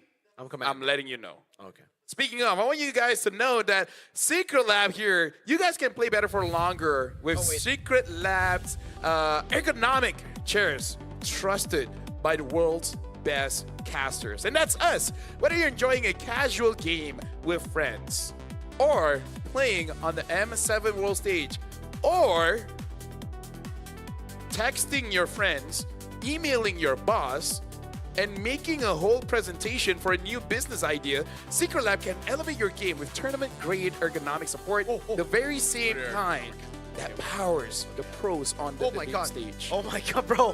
Bro, I thought... It can even make you see God. Wait, what do you mean? Yeah? Because you got kind of scared. Oh, I thought it because I saw Naisu. I'm not. No, honestly, like for you to see God, you need to be calm, in tune with yourself. All right, Yeah, To you're like, not very in tune with yourself, Merito. yeah. Don't worry, don't worry. Right, but here's the thing. Are you guys agreeing, Jermaine? Doesn't matter. You still got to get this skin because, hey, the new Thunder Ascended skin is available right now. Just unlock the M7 Pass, and it's yours immediately. We talked about this. If you guys have a grown-up jobs, Yes. you have the resources to get it. Yeah, just get a Visa credit card and go and swipe and just get the M7 pass. Pew, pew, Ranger yeah. SP skin. Also, the new Prime skin is very, very nice. We saw it a couple of times, but also you can get the figurine. That's what I'm looking for. Oh yeah, the figurine. Level 150. Maybe when we get to Why is it not? Usually it's always here. Yeah. Last Swiss stage we had it, didn't No, we? I think it's just that we haven't unlocked it yet. All right, So level we have to 75. unlock it. Okay. When will we unlock it? Maybe tomorrow. Maybe the day after tomorrow. Next week. Maybe. Maybe on Thursday. What day is today? Today is Monday. Sorry. Thursday. Yeah, Monday. I knew that. Do you guys know that we have one more game in this one? One this more match. One more match, not game. Possibly 3 more Because games. it's best of 3. Yeah. Lafel. Shut up, guys. That was not as Yeah, that was not. Do it again. Do it again. Yeah, We will- you lost aura on that one, man. You know what? It's okay. All 3 go against Yangon Galacticos after this best of 3. It's gonna be great. See you guys after this. AE Yangon Galacticos. Woo! Yangon. Ooh, qualifying. Ooh, qualifying game. Who's gonna make it to knockout stage, baby? Probably us. Ooh, We definitely yeah. are. Yes.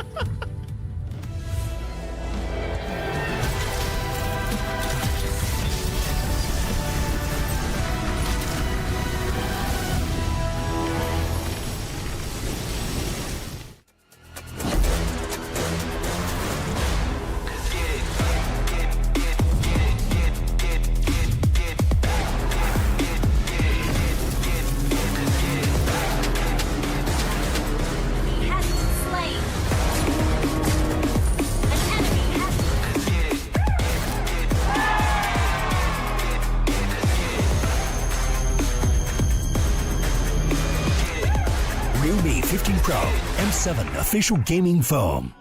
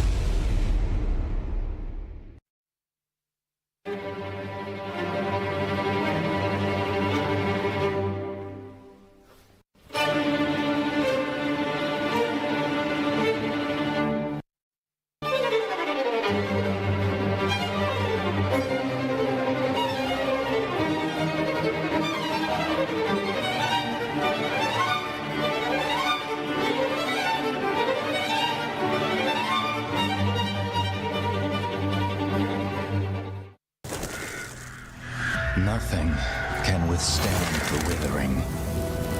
Against the endless erosion, my strength grew weaker by the day.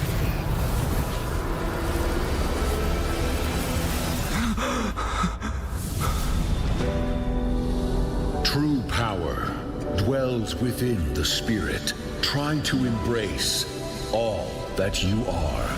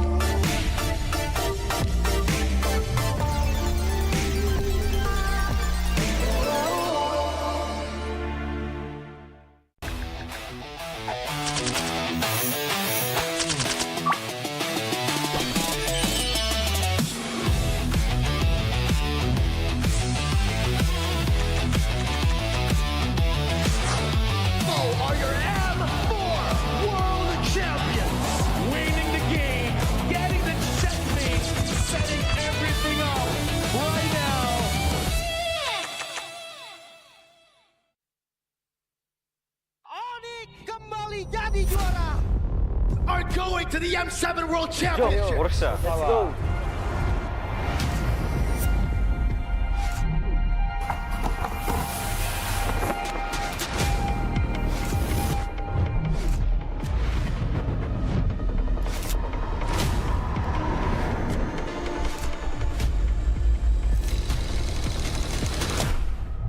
Futbol uğraşıyordum, futbolcu olmak istiyordum. Ama pandemi girdikten sonra futbola ara verdim. Birazcık da Mobile Legends oynamaya başladım o zamanlar yani yaklaşık. Que nosotros empezamos desde la MDL, la ganamos, después subimos a la MPL, también la ganamos y ahora estamos en el Mundial y también esperamos ganar. I think Team Zone is underdog in M7. Nobody expected us to be here. Evo was once a dark horse and we break through the expectation of everyone. Team Flash upon. They broke history! Even though we are coming in as a newcomer, we are not just coming in here for experience. We know we have power, that's all, we are good. Nosotros somos el equipo Dark Horse. Who do I think will be the dark horse? A bit of a Malaysian bias, but I would say CG for sure. I'll lean more towards Yangon Galactic. I don't think anyone really is expecting CG to be a threat. Kita orang bukan Dark Horse. Kita orang cuma pendatang baru. ကျွန်တော်ကတော့အဲ့လိုတော့မထင်ဘူးအများကြီးပြင်ဆင်နေတယ်ကြောင့်မလို့ပွဲတဲ့ကြရင်အကောင်းဆုံးပုံစံနဲ့ဆော့ရသွားမှာချပြသွားမှာလို့ချက်တော့စောင့်ကြည့်သေးတယ် Sebab kita orang ni suka invade orang, baca orang, memang gaduh tak berhenti. ညီရဥအောင်ချရတယ်ပေါ့အဲ့ဒါကြောင့်မို့ကျွန်တော် Gracie ဆော့ရတဲ့ဘောကြ Agresif, kenapanya? Karena suka perang. Karena kalau misalkan bermain agresif, musuh bakal kena pressure duluan. មូលហេតុដែលពួកខ្ញុំចូលចិត្តលេង aggressive ដោយសារពួកខ្ញុំកាលមុនគឺមើល player ខ្លួនឯងនីមួយៗហើយគិតទៅថាអ្នកគឺដៃខ្លាំងមែនតើអញ្ចឹងលេង aggressive គឺត្រូវ 我们战术打法无规则打法，有对手可能研究不透我们吧。We are not that serious. We just playing for fun because it helps us not get pressure. If you play for real, we get a high pressure international. 可以打进世界赛的关键之一是早睡早起，保持好身体。Siguro determination lang din talaga and focus sa sarili kasi doon nalalabas siguro yung pagiging consistent sa paglalaro. Our secret in our veterans in our team. Enemies need to respect us. Strong mentality and discipline because it's all about out of the game. King teams for me are gaming us. Siguro para masabi kong king yung team or legends, siguro meron muna silang MSC title and M-World title. Kalau dibilang tim raja, enggak lah. The Sky King have been taken down. Kita belum layak lah dipanggil raja. Ya, back to back dulu lah semuanya, baru bisa dianggap tim raja. Tingin ko isa kami sa mga king teams kasi sobrang dami na namin pinanalo na tournaments and sobrang dami na namin na-achieve ng magkakasama. Sa tingin ko kapag na-achieve na namin yung Golden Road, hindi na siguro king team yung tawag sa amin, siguro mas angat pa doon. I think we are because based on the recent tournament in NSC, we are the top 2. If we win, we already show everyone that we have the potential to become more than a king. Let's do it for Malaysia. I will redeem Indonesia. I will complete the Golden Road.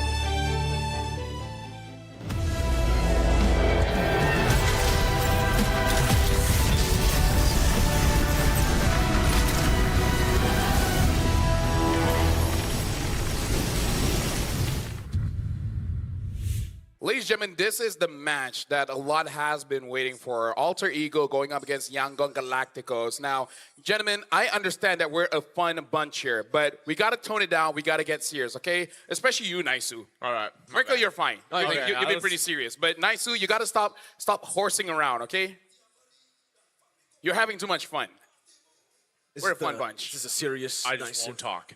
Yeah. No, he will, but he will talk sexily. That's just normal. Oh yeah, you know what? My bad. That's all right. That's all right. Every time you talk, my earwax melts. That's the first I've heard. Hey, that's why I'm special. Thank you. I learned how to compliment people in so many ways that they have no choice but to take it. Because if you hear the same compliment over and over again, Yeah. Boring. you know how to say no. Yep. But if you say that your voice clears my earwax, then you're like, okay. Thank you very much. Yeah. That really touches me. You can pause, but you can use that on someone else. If you want. Yeah. Would you use it? I personally would not. Okay, well, AE against YG here. So, Yangon Galacticos, let's talk about this one first because they really come up with a lot of new things that teams just could not prepare against. But that's best of one. Now it's the best of 3. Are they going to do for, basically the same kind of strategy or be more safe, be more meta with whatever meta means now? Tell them nice. I don't know, man. Like, when we talk about Yangon Galacticos and just Myanmar in general, I don't think they are just meta, Like, that's a region with some of the strongest and most memorable teams and players that we've seen in the competitive scene. I mean, that's one thing, but also just when we got to watch them in their qualifying matches over here at M7, I think there was just so much that we got to see unfold for them. And I feel like, you know, when we look at this team, we look at this matchup, this is a big question because of what happened here, because the Sky Kings have fallen. Now can AE stop Yangon Galacticos? The real question is, if AE wins here, are they now stronger than Onyx? Ooh, think about that. I think styles makes matchups. That's No, what I think. this is no. You have to think of yourself like the netizens. You know, like you guys are being too smart, too analytical. How about you guys just dumb it down just a little bit and be like, oh, they win, therefore they're better. Yeah, they win, they're Okay. better. Just like BTR. They beat SRG, so they are better. Oh, he's got you there. He's got you You told me to there. be a netizen, man. That sounds like a netizen. Yeah. Looks like he's been prepared for this for quite a while. Hey, when it's about BTR, I know my stuff. Don't talk about BT. Don't talk about my goats. What stuff do you know? Everything. Oh, now that's a statement. That's scary. I know that there's 16 teams.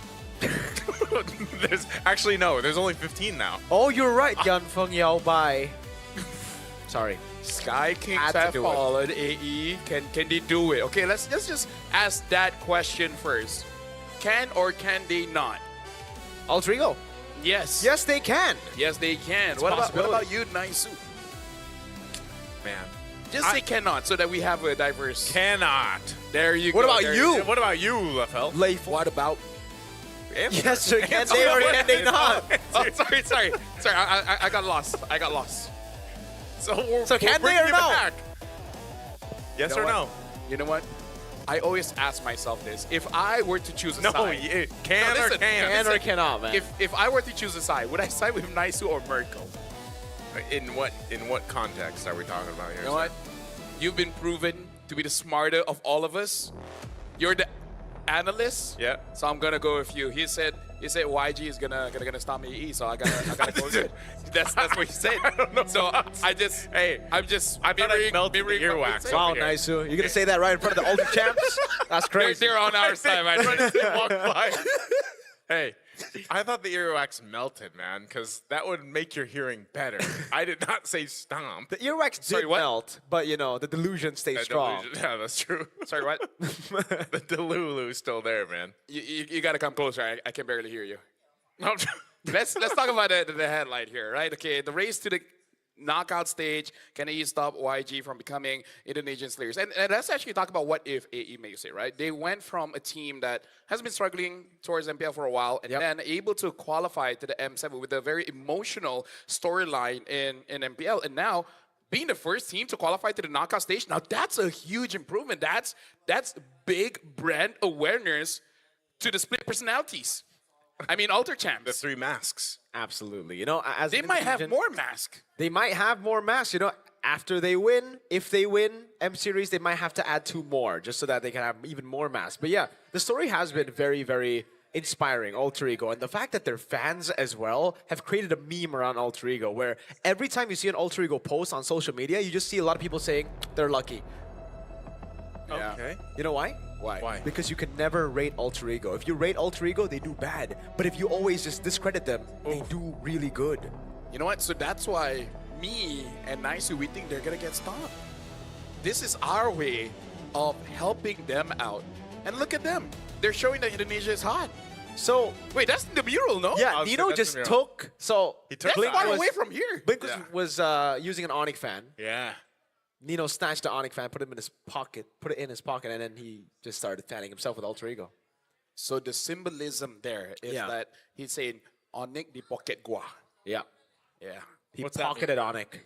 I put you in my pocket? Yeah. Yeah. So I will represent Indonesia right now? I guess. Yep. Yeah. That's symbolism. That's only something that smart people get. If you guys don't get it, I don't know what to tell you. Are you smart? He's smart. Blink is really, really Blink. good. Hey, I think you just ban out the Hellcurt. And then, Yes. Well, actually, now that it's a best of 3, maybe it won't, and maybe we'll actually get to see it pop up again. And not only that, but you gotta also consider the fact that Yangon Galacticos and even their match yesterday, surprising everybody. Remember, in their mind, and I know this is big for you, Lefel, because you always talk about the mindset. Their I do? mindset, yeah. Okay. Their mindset is literally, before yesterday, it was Onyx and them. And now they've just proved that, at least in their mind, they're better than even Onyx. So they are automatically #1 in their mind right now. Yeah, they always have to think that they're the best. They gotta be, you know, a little bit cocky. And as that's all I have, yeah. Alter Ego, they're lucky to be here. They don't deserve this spot. You know what? They're. How is it that you guys got upset with me saying that they will get Tom? And then you're like, actually, yeah, that's probably the right thing to do. No, because I set it up first, right? The Alter Champs, that's how they like it. Yeah. It's all about context. Yeah. Context is very important. But people don't use it. Now we're looking at Alter Ego. Went up against Aurora Gaming. And this is the first game that they had in the Swiss stage. And picking up the Leomorn and the Freya early really threw a curveball. Make you go, blah, blah, blah, you know? So you're confused. Yeah, that's kind of how I felt when we went through this draft, yeah. I saw it picked up and I was like, man. And I even remember asking Mirko, like, the Freya on Arfi, like, how is that going to work and everything else? And then this was their matchup against Black Sentence. And, you know, I feel like Alter Ego is really fitting for their name just because they go in with very different game plans from game to game. Yeah. Again, for Alter Ego, it's always kind of like the norm when you see crazy picks. It's actually strange that you see a Claude on Arfi here in the game against BS. So it's just going to be really strange to see whether Arfi gets on a marksman or if he sticks through to those fighter goals. Because it really seems like when they're up against tougher opponents according to them, they go for the fighter goals. They go for their comfort. So it does seem like for both teams, they are quite happy on going not the trajectory path, right? They see a box and they say, think out of it. In fact, get the box, get rid of it, drink some Red Bull, get more creativity, and then just engineer a different path to victory. I concur. I concur. Well, now we got the drums in here, man. It's starting up. We got the Alter Champs in the building here already, getting ready. Yep. Dude, I love the guitar, man. And when the they guitar? play, I get goosebumps. The guitar? Yeah. There's there not a hasn't guitar. been a guitar here. Dude, look at the way they play. Do you see my goosebumps? No. I don't see a it's guitar. not there yet. It's not there yet. But yeah, why luck still matters. This is a coach coming in from Zephyr. Zephyr said in every game, I feel we win partly because of luck. People even call this lucky bude. I truly believe luck is one of the most important factors in any tournament. Even the strongest teams can't win every time, and championships always need a little luck. And I completely agree. I'd rather be lucky than good. That's why I'm not good. What if you can be both? Yeah. What if you're good and you're lucky? No, that's not how the world works, Naisu. No one can have everything. You can't have your cake and eat it too. You can either eat it or you can have a cake. What would you eat if there's no cake, if you just eat it? Exactly. See, that doesn't make sense. So you can't just be a good person and have a little luck, man. Yeah. So Alter Ego have luck. That means you're saying they're bad? They're bad. My name literally means luck, and I'm convinced that's all I have. Does it actually means luck? Yeah. Wow. I thought it means like lapel. Yeah. No, as in like my real name. Speaking of real name, do you want to call out the names of the players coming up? Well, now's your chance. Let's call them up.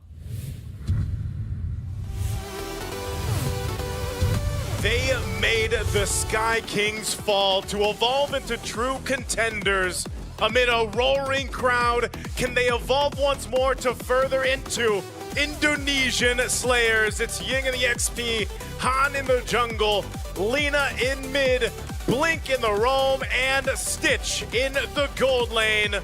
Ladies and gentlemen, welcome to the stage. It's Myanmar's Yangon Galacticos.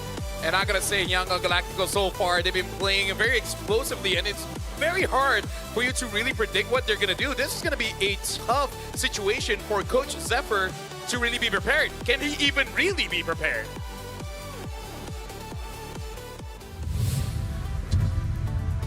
One dominating game after another. El Familia graces the stage once more to defend their pride and be the first team to the knockout stage. In the XP leading Alter Ego, it's Nino. In the jungle, the rookie Yazuke. Mid lane Hijume, the roamer Alec, and in the gold, it's Arfi. Alter Champs, give it up for Alter Ego! And Alter Ego, what a story they have. Feels like an underdog story. They've been one of the longest orgs here in MPL Indonesia, now on the world stage. You can definitely feel the support all is for them. Again, both of these teams, one of them will be the first to lock in a spot in the knockouts. That's going to be a great thing of moving forward. And of course, we've got their coaches here. For Alter Ego, we've got Coach Zephyr and Styx. And over for Yangon Galacticos, we've got Coach Marv and M-God. And again, when it comes to the draft, it's going to be very, very important. Even though we heard from coaches in best of one, it's super important when it comes to the draft. But in this best of three, it's really about adaptation. And I do not know which team has deeper pockets. I haven't checked. I don't know, man. I think based on what we've seen, like with best of ones, you always have to consider, just how deep that hero pool can go. You know, over on the other side, you've got really highlighted players on both sides. I mean, the jungles, the XPs, especially seem to be the case here. And for Alter Ego Esports, you know, that's one of the main things that you just kind of see from them. Nino has been so impressive. Yep. And, you know, he should have put his guard down versus Ying, because you could say the same about Ying across from him in that lane. And even in the jungle, so far, you've seen some more assassins than utility junglers. Yosuke is able to go ahead and do that, and I think this is a great test against Han across from him. Yeah, what's scary about Yangon Galacticos is the fact that now we don't know what they can go for. The fact that the Hellcurt was completely ignored by Onyx and then by Yangon Galacticos, and they still got a win with Blink being on a normal pick. The fact that Han stepped up, went on a Fanny as well, shows that even when he's not on utility jungle, man's a problem, and this will create a lot of questions for the draft because both of them have insane pools. Yesterday, Moreno, when he, together with Juan, drew the 2-0, he was saying that he scrimmed a lot with Young Galacticos as well, and the hero pool they have is just so intimidating. Yeah, we're able to talk to M-God here. He says the rise of Myanmar MLBB. He said previously many thought we were just a dark horse, only competing for 4th to 6th place. We want to remind everyone that Myanmar remains strong, and they've been doing that quite a lot here in the Swiss stage. And honestly, going up against Alter Ego, a team that we saw, if you give, I would say, good trades in mid over to Alter Ego, they can speed the game up so much that if you're a late game comp, you really can't do anything. So I wonder if, for this matchup, at least for game number 1, Yangon Galacticos might try to get something like a Fredrin or a Boxia and just try to fight fire with fire. I think a highly contested hero, obviously, as we've seen up to this point too, is again that Claude, because you know both teams can really utilize that if they want to. And wait, so now Claude is still the winningest, I would say, hero in the gold lane, and we've just seen a whole lot of Claude and carry, so I'm wondering if we might see something different here. Maybe even, it would be what, the first time today anyway that we actually, if a fighter gold came through, that we actually have that. Yeah, honestly, like if we imagine that Mirko is here, like he would say that Claude is the GOAT, right? Yeah. So that's definitely a pick that we really have to start seeing. No, Claude is not a BTR player. So, hey, you don't know. He might have a BTR skin. If he does, then he's my GOAT. I'm pretty sure Claude looks very good in red. For sure. Isn't his, like, prime skin in, is there any red in there? I don't know. Yeah. See? There is, right? If you think about it long enough, it's a BTR skin. No. They've never made it to M Series. We can't do that. Well, Dangerous Grass, can you do that? We can do that, and YG and Alter Ego are both very impressive on that map. Well, ladies and gentlemen, let's touch grass for this one. Woo! Drafting phase about to start. And we really, at least for me, I want to see gold and jungle. What will be the new strategy here? Yango Galacticos on first pick, Alter Ego on second. It looks like Alter Ego, they're already sniffing it out, banning out that Boxia, and Yango Galacticos wants to make sure that Alec does not get that Grok again. And Nino, kind of the same problem with Edward. He's good on those playmakers, but you got to pick your poison, and it looks like Yuzong is one of those poisons that they don't want to drink today. Yeah, interesting too that the Hellcurt will be banned again with the performances Respect. so far. Yeah, I don't know if Yangon Galacticos is ever going to get a chance to play that again throughout the Swiss, unless we get to, you know, a point where teams are willing to say, you know what, go ahead and play that into us. So we'll see what the adjustments are going to be, even again with the choice of blue priority, that first pick here. The Fanny gets taken out. A whole lot of respect at this point now through the draft, and I'm just wondering, we're probably going to see the Claude. I know some teams have opted for the first pick, Kalea, if it's open too. You could even, like, at least for a while, they were going with the Sora, but that's really fallen off lately. So this last ban, at least from Alter Ego, will kind of go ahead and dictate exactly what Nyango and Galacticos wants to prioritize, which is, again, most likely the Claude to come through. I kind of feel like Sora is a hero that you hope you have good teammates, right? Because it's quite easy to be good on a Sora. You can have pretty good setups, but then if your team is not in a position to do anything about it, then you're just going to look cool. And the thing that I've learned as a guy, looking cool is not enough. Oh, Alter Ego really thinking about it, the ban there, the last ban, and yeah, they ban out Valentina, so this actually opens up a Sora first pick, or if YG don't go for it, then Alter Ego get it for free. Yeah, because I think they want YG to pick up that Claude. They pick up, say, Sora Eve. Even though the Claude can't deal with the Eve, you have a counter to most of the mid laners now. Yep. And for Alter Ego, they have a way to deal with the Sora already. Remember, their first game in best of 1, they played the CC into the Sora.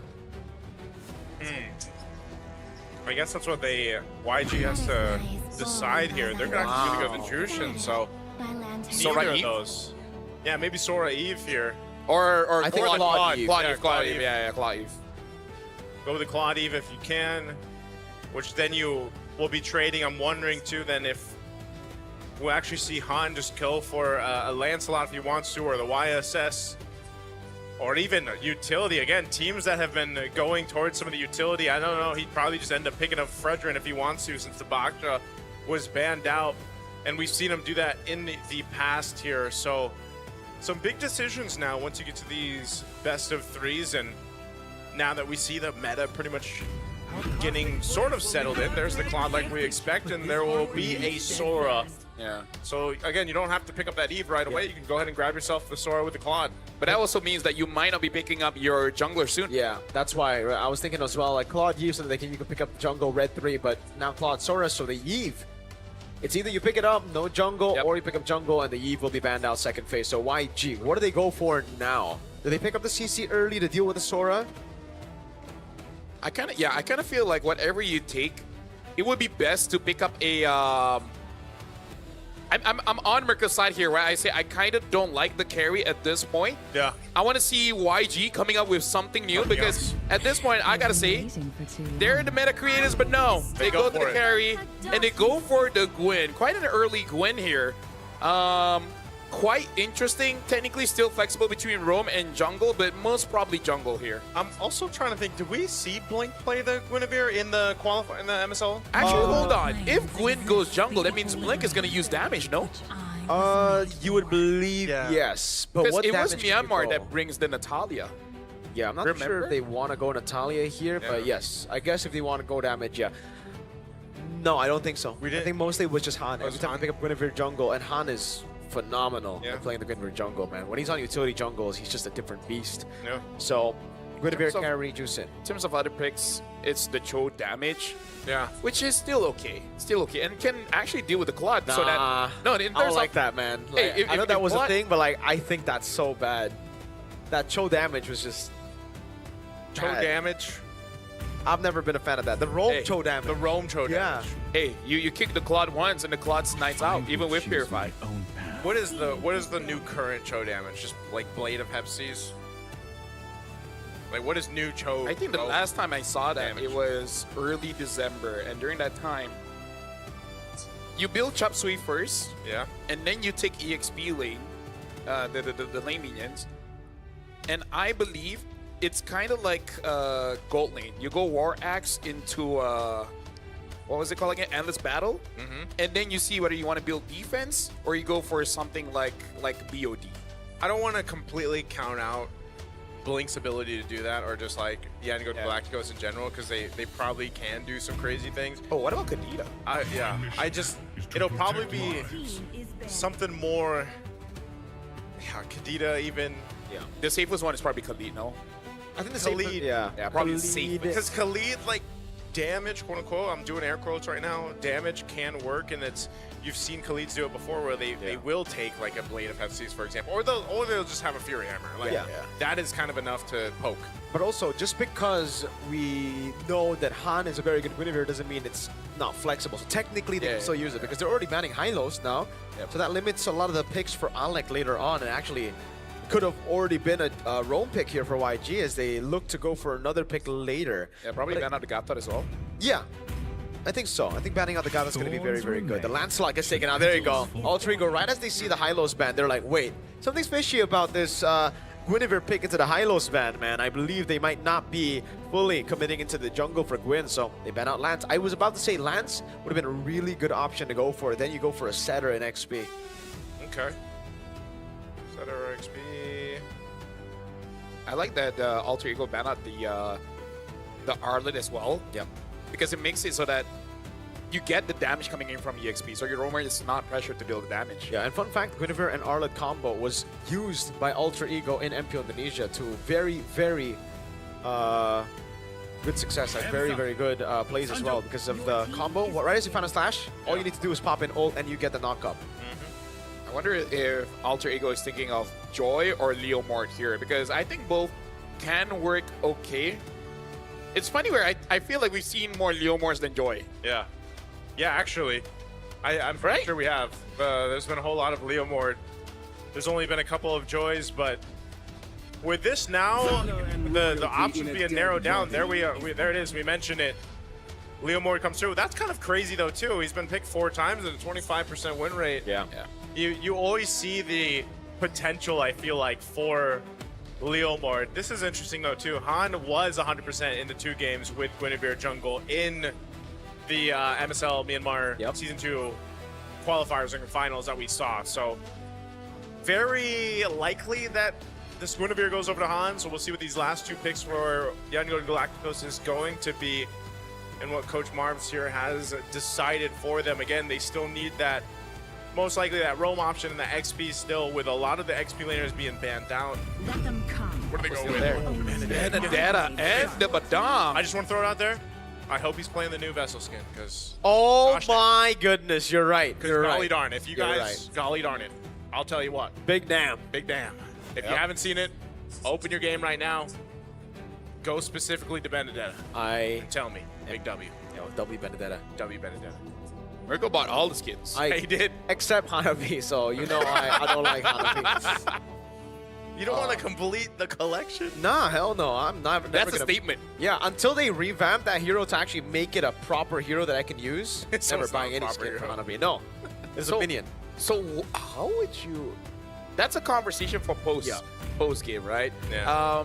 Yeah, so Benedetta, we've seen Benedetta before build damage, and with the Petrify, really helps lock down key targets. Even a Claude and the Eve could get caught, and now the Gatakacha does get picked up. But I would say the interesting one here is definitely this Badang, because Badang was meta when we have a lot of fighters and utility junglers, right? So maybe this is just Yangon Galacticos just be like, hey, remember when fighters was a thing and Badang was a problem? How about we reintroduce that? Yeah, simple answer as well is that Blink, whenever he doesn't get the Hellcurt or like the Setter picks, he just goes for the traditional Badang instead of the Gato. And you can also make your opponents look silly. When you call in Barbil, you push him away. Yep, punch him in the face. That's very haha. Very Lamau. Very Lamau. Even Lamphao. Speaking of Lamphao, welcome to this best of 3. This will be the qualifying match.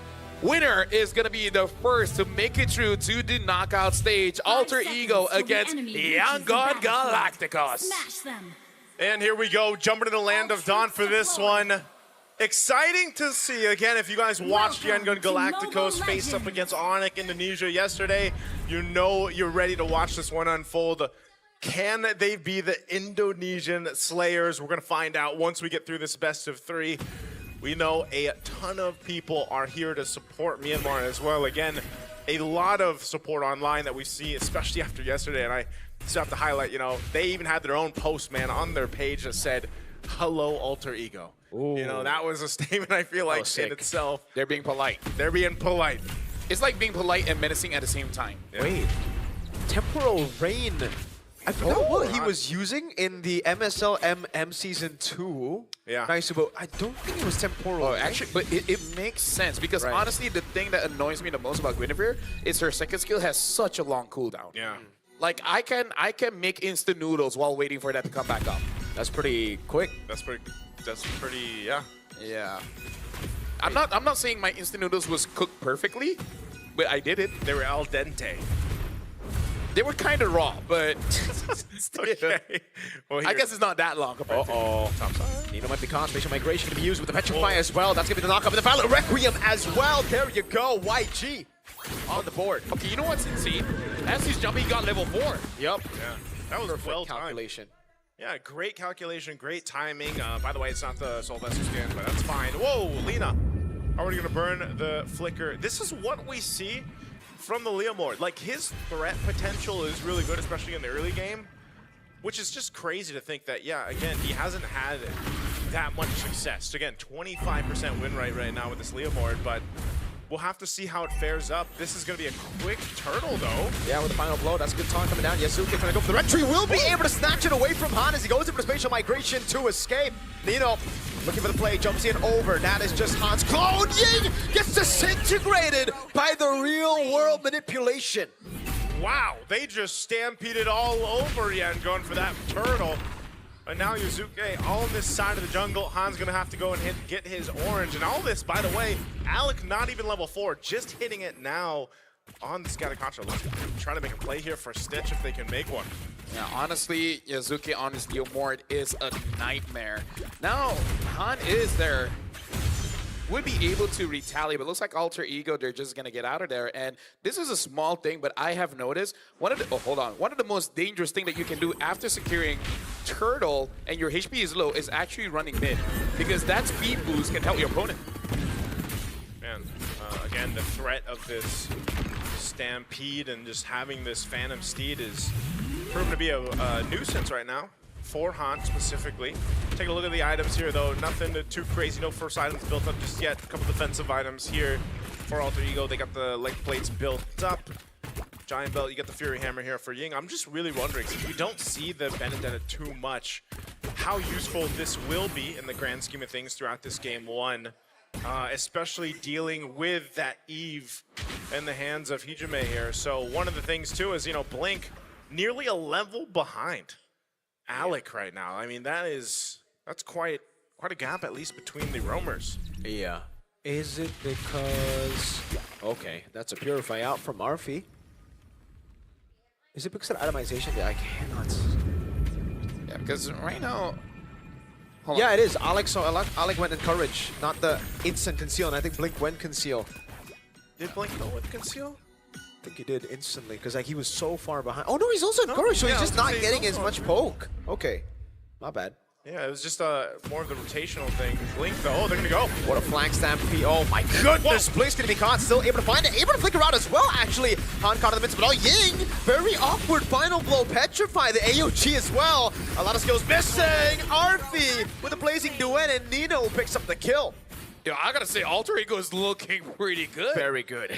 Aggressive, but at the same time systematic. Like, this is the best I've ever seen Alter Ego. Hijime! Shut up. Okay, you know what? Shut up. My bad. My bad. How was it so instant? Hey, I just want to say you both have curses. I don't. So, like, I'm trying to... Let him do the thing. I'm trying to help here. Keep it in neutral. I'm trying to think of my contract. What was I paid to do? Who am I paid to talk about? Am I paid to... That's a joke, by the way, Chad. That's a joke. Okay. That's a joke. You know. It's not... I don't read We're contracts. Not the script writers. Yeah. The Leomord jumping in with the first kill is a Phantom Stomp. So you can say that he stomped them. Yep. Phantomly. Yeah, So, unless it's a Ducati. Then it's a... Ducati. Yeah. It's not really a stomp. It's a... Stompati. It's a wheelie. Oh, Nino, great reactions there. Able to knock him up now. AOG coming down, and that's going to be Blink. Locked down, taunted up, now smashed to the ground. Alec picking up a kill as Arfi rotates up top. BMI forward. Wow. I gotta say, like, that must feel bad because you're just stuck there and you're dying a slow death. You're being punched. So, like, if you're being stomped earlier, then you're being just battered into the ground. This is probably one of the better performances anyway that we've also seen on a Sora. Typically, again, if something bad happens later, I'm just saying. Something bad happens later. Hey, that's not on me, dude. You know? Like I said, I don't have a curse here, so that's fine. You're clean. But I will say, Sora does have an abysmal win rate. So this could be one of the cases where they turn it around. Han? Goodness, Yasuke solo kill! Under turret, the rookie! Well, Yuzuke is the only guy that has a win with the Leomord. I'm guessing quite a lot of teams have to start taking notes. Okay, Leomord is actually quite cracked at level 4 with no items. Maybe we should be a little bit more proactive on this hero. Look at the gap right now, man. Level 10 to Han's 8.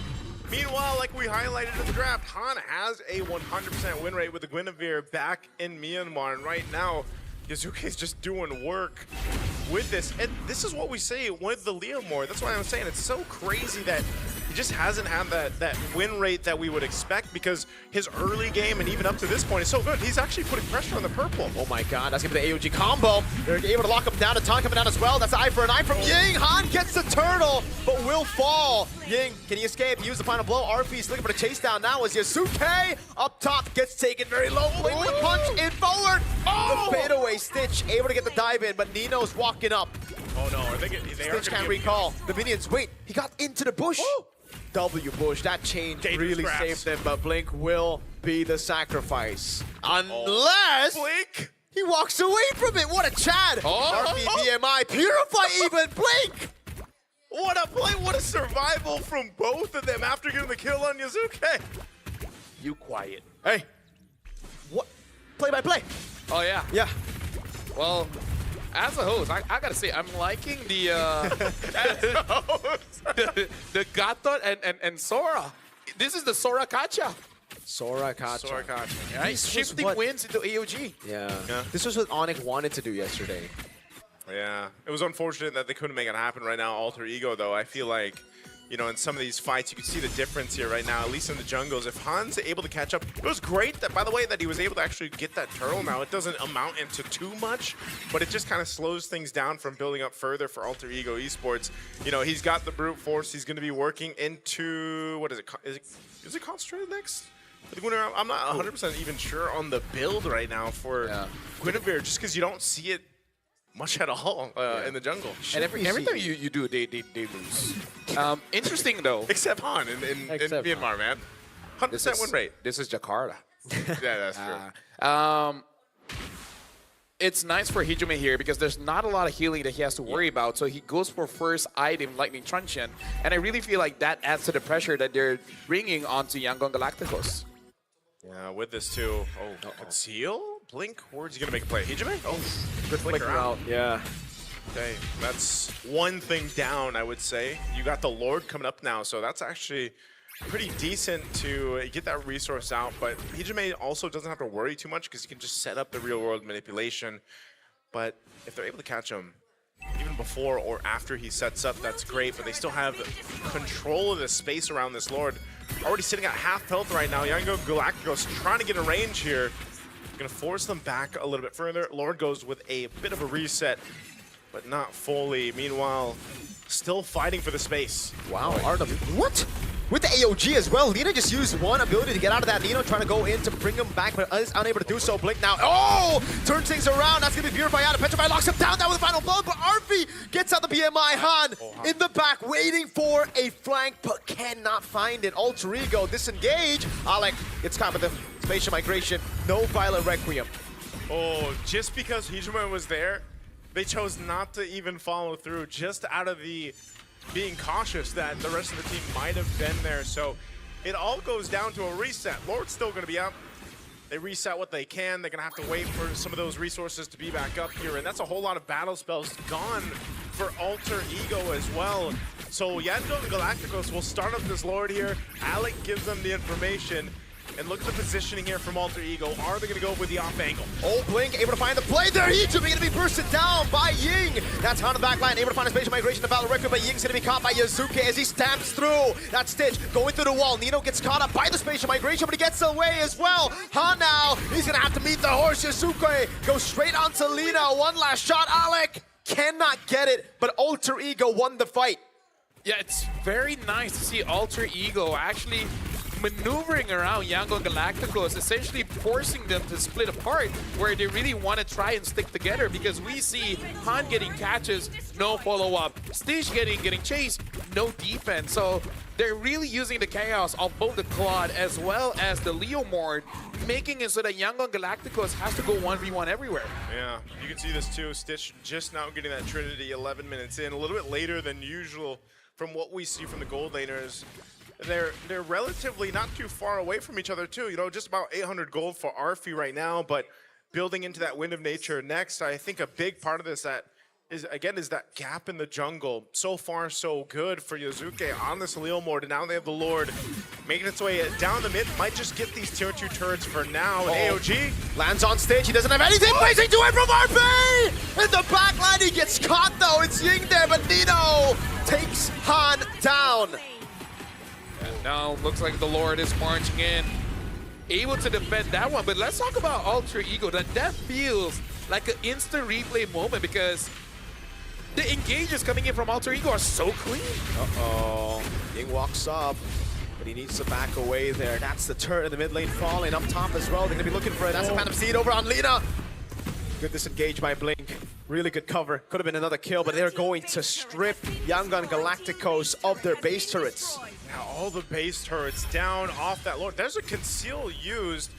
Oh, they're gonna go! He tried to look for a set, won't be able to find it. Now he gets caught all alone. It's gonna be him knocked up now. RWM zoning them in the back line. AOG coming down as well. That's a spatial migration in the battle. Red Whip that knocks Hidrome down as Alec gets isolated. And it's Stitch going for the free hits on him. That's the immortality down. Blink is right there, waiting for the play. Ying is gonna go in as well, as that's gonna be Alec caught on the wall, and that's Stitch walking up to shut him down. That's a big shutdown too. I mean, I wasn't expecting that to be a window for Yangon and Galacticos, but with a concealed, they go for the play, and Blink even whiffed his initiation, but they still managed to get a couple kills out of it. Actually, I feel like that's the most crazy thing. The fact that that was not a clean engage. Yeah. And yet, they were able to still get the target like Han, getting Hidrome, and then the fast follow-up coming in from Ying.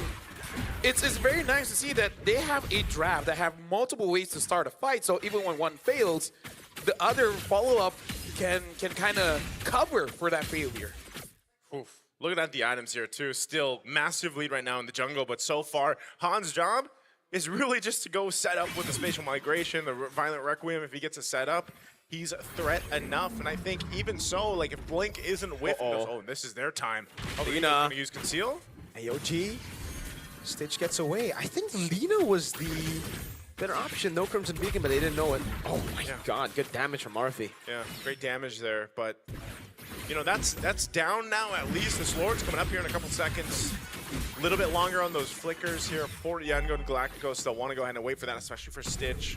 Try to delay this out if they can. Blink just kind of spotting Nino out here, but unless Alter Ego just decides to blitz this and go for it. I mean, look at Blink, man. He's going all the way. Wow. The long way around. My goodness. Holy moly. Where is he? What's the plan here? He wants to go for a flank, man, like a big one. Yeah. He wants to punch all 5 of them at the same time. Oh, he's got the information though too. He's conceal, actually that's on the conceal. side of the jungle. Blink's going. Yazuke's gonna be caught there. Fist track coming down. That's gonna be the stun as well. Petrified from Ying! But Yazuke gets away now. Blink with a taunt on 2 members, but Lina gets disintegrated by Arfi. Stitch gonna try to run away. The Purify out. Arfi looking for the kill, finds it. Han! Spatial migration gets Hijime down, as that's a cancel on the Unbreakable. Han needs to run away, but can he do it? Arfi takes him very low. Winner crown already. Han! Fadeaway kill on him. Blink and Ying, can they defend? Oh man, 2 members, Ying and Blink. Ying doesn't have the final blow just yet. They're gonna push in.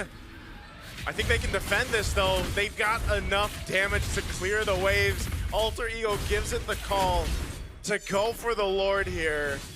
Man, granted now everything's gone, you just don't know. I mean, both junglers got zoned out and pushed away from the team, and it looks like they're gonna try to stop this Lord take. No retribution. Yazuke's so far away. I don't think Alter Ego want to take this risk. They need to wait for Yazuke. Oh, Nino's gonna try to spawn out Ying. He pushes him back. The rest of Yangon is dealing with waves. They're just gonna get pushed off the Lord here.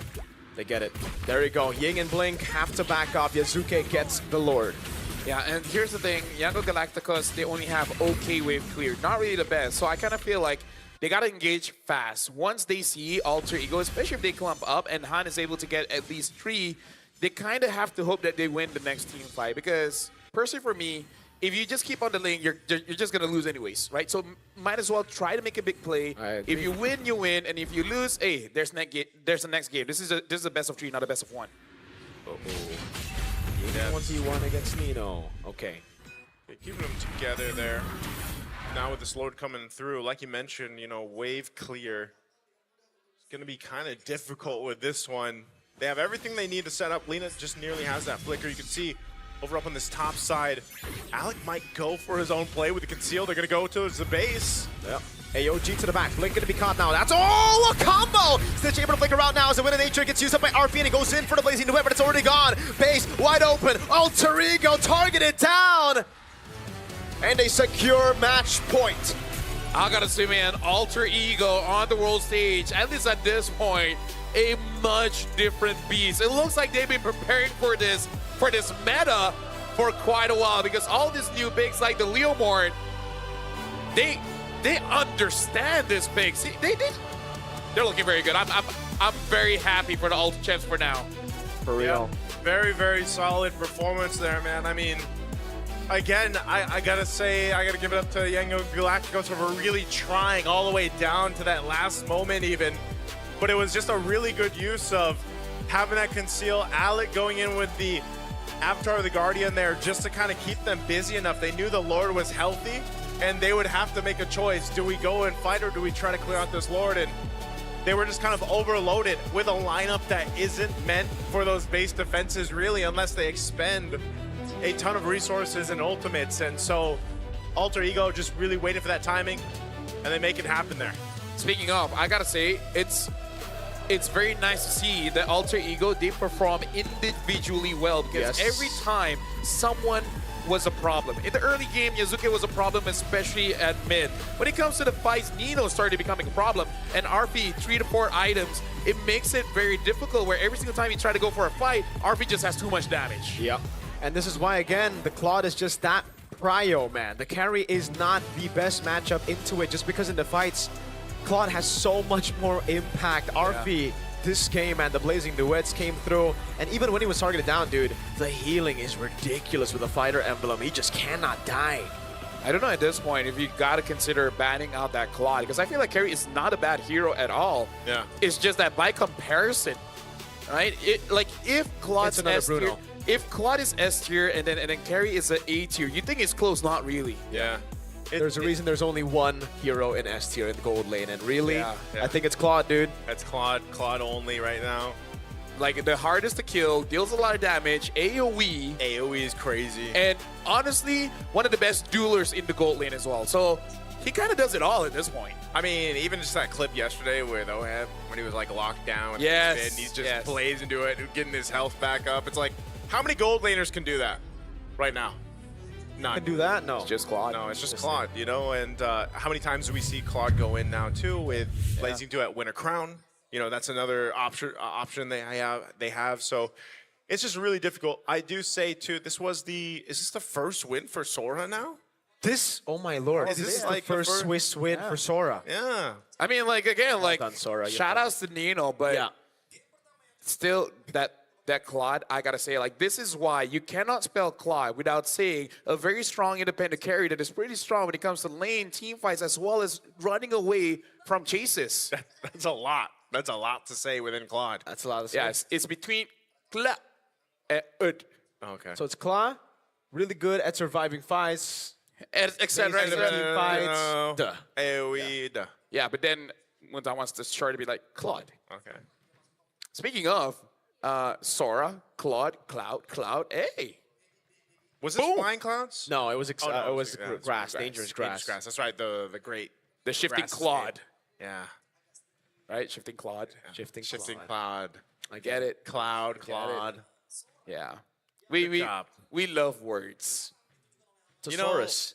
Yeah. You do have a thesaurus over there. Yeah, it's somewhere over there. No, it's right here.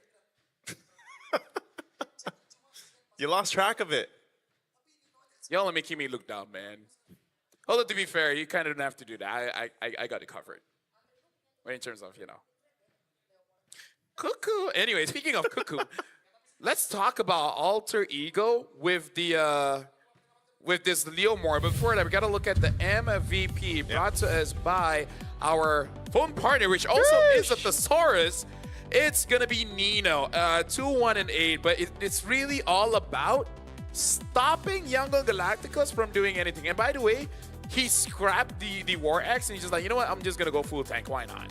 Maybe they took the idea from what we saw with the Valentina cosplay of Sora, right? Just go tank. And it ended up setting Sora. Yeah, it really worked out. This was The only time. start. Yeah, that was a great start for Younger Galacticos, but you know there was some good steals with these turtles, and then team fights from Alter Ego. By the way, yesterday, Lutpi played the Concussive Blast Sora, and we were like, okay, maybe Concussive Blast doesn't work, and now Nino plays it, and he does so well with it. So, is it the next speed gap? That's a good question. Hey, we also got to look at Zephyr's quote. Maybe it's luck. Luck? Maybe it is some You luck. know what? Alter Ego are just a lucky team. You're right. Yeah. I'll take it, man. If I'm lucky and I just win the World Championship, like... The luckiest win ever. But Yeah. don't care. A result is a result. Muslims, we say Riziki. Riziki. Yes, sir. Yeah. Riziki? Yeah, it basically means blessings. Ah. Yeah. But yeah, in this game, the thing that you really got to praise is that Alter Ego works well as a team because they're strong individually. I would say that's probably the case for a lot of the strong and the better teams right now in M7. You know, it's always, I mean, as an example, Team Liquid, you look at lane to lane, you know, you'd say these guys are the best in all their roles across the international stage, but that also plays a part in why they're so good as a team. Like if you're able to be, you know, that good and on point in your lane, but then you work as a team, that's what you see. And I mean, this game alone was Alter Ego working as a team. Yasuke as well on the Leomord, man. Another hero, like I was saying, that just doesn't get that many wins, but now you saw how strong he was. And I don't know if that was just because of the matchup between a Leomord and a Guinevere. That probably had something to do with it, because not only did he gap Han there, but just he had a lead throughout the entirety of the game. But the damage profile with Leomord, you know, is kind of scary, like for a lot of the teams that have gone up against it. And so when you look at his win rate, it's not like you can really say like, oh, his win rate sucks. You know, we can't really pick him up. That damage alone and how fast that steed can get you those kills and that damage is great. And I think it's time for us to bring the perspective back to seeing how Alter Ego makes it work, right? Because I think a lot of teams, again, we've seen the Leomord here and there today, but the way Alter Ego makes it work is, yes, Yasuke is a threat, he's also very tanky, but he's more of a distraction here. Yeah, I agree. So many times Blink tried to go in and he went on Yasuke, but that just gave the opening over to Hijume and Arfi to deal damage. No, honestly, I agree, because the way that Yasuke plays this, if you just look at numbers, you look at the stats and like, I don't know why you're glazing him. It's not that great, but the way that he plays, it's almost more macro than micro. Sure, there's micro there, but it really is about, I'm going to deny your farm, I'm going to deny your farm, I'm going to bait some skills, and then let everyone else do the thing. If you dare stay in my vicinity, I will kill you. But if you're smart enough to get away, then my team's happy either way. Exactly. I really think right now the Claude is the best first pick in the game, or if not one of the best first picks in the game, because the fact that they Alter Ego got literally both. They were setting up for a trade. They were like, okay, we ban the balance, so you go Sora, we go Claude. They went first pick Jusin. Jushin. And Alter Ego were like, huh. Perfect. Oh, interesting. Perfect for us. Yeah. Yeah, because I feel like one of the reasons why he's so good as a first pick is that you think carry is the counter, but then it's not. Through all the games, it's not. So now, what is the counter? Until you find that, what is the counter to Claude? Yeah. Did we talk about this? I will yesterday? safely say right now with the fighter emblem, there is no counter. Why? Because like, sure, you can try to out-trade the Claude, but you cannot take him down. He is the best weak side gold laner we have in the game right now. Like he'll just heal up. Yeah. Exactly. Yeah. It really does feel like fighting a fighter with guns. Oh, actually. Right? Yeah. It is. Yeah. So until we have an answer, and I feel like we won't have an answer today. Like I feel like the teams that is taking the break today, probably knockouts. Like maybe, like let's say, you know, teams that are not playing today. It should be Team tomorrow. Liquid, SRG. I feel like they should be going through some scrims and trying out a few theories, because you have theories, but unless you try it out in scrims, you can never really know. Facts. But also, if you win against the Claude in scrims, do you want to use that as proper data to bring on stage? Because we've seen a lot of teams rely on scrims. I mean, like, best of 3, maybe, you know? A best of 3 qualifying, not best of 3 eliminating, you know? Yeah. Well, I was going to say, like, with the best of 3s in consideration now, like, you basically you want to bring it to the table. Like if you have the plan for it, then you might as well go because obviously you still need to execute that. You know, whatever the counter for Claude is going to be. Yeah. Do you want to know what's coming up next? I know what it is. It's Clara and Eterna talking to the crowd. So let's go on over there. You know what to do.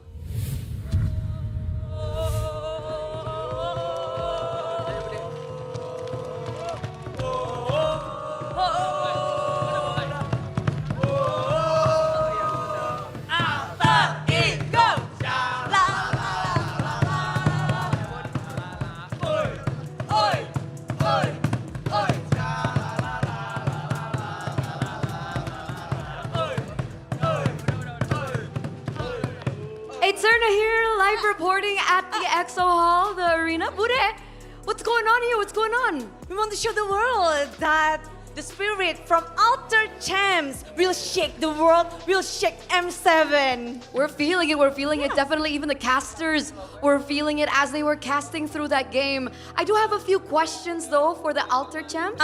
So maybe we can give the mic over. Sure, special. Okay. Thank you. Ask him, where does this solidarity come from the Alter Champs? Oke, guys, pada penasaran, kenapa kalian bisa sesolid ini dan semeriah ini nih? Sebenarnya kita like team, like fans ya Bude.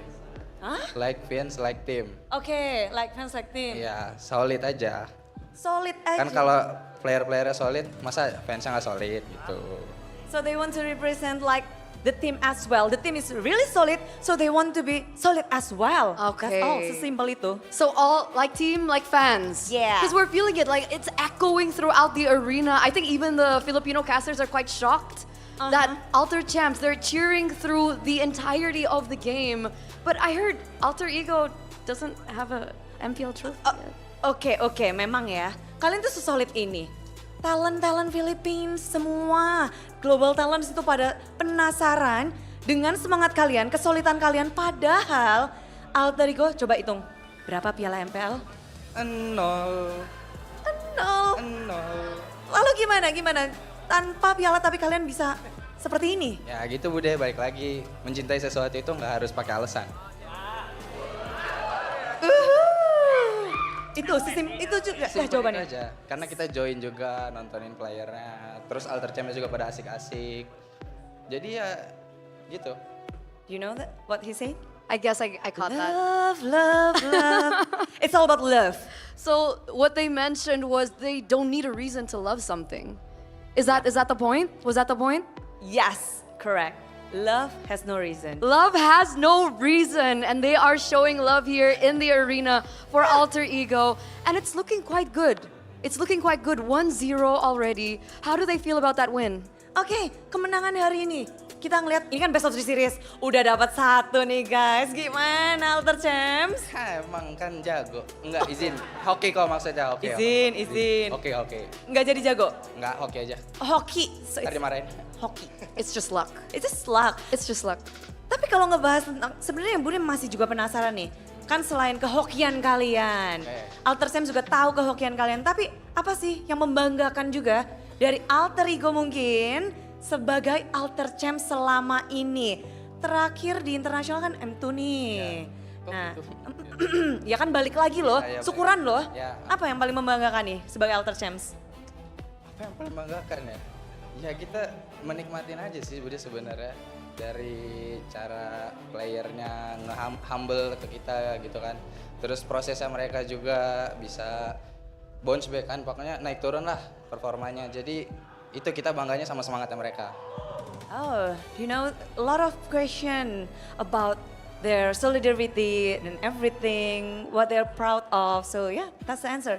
I think that's an important question, right? Because we haven't seen Alter Ego on the M Series stage since M2, ladies and gentlemen. It's been, what, 5 years? Has it been 5 years? 5 years. It's been 5 years, and apparently it's because of the players, how humble they are, that makes Alter Champs so passionate to support this team.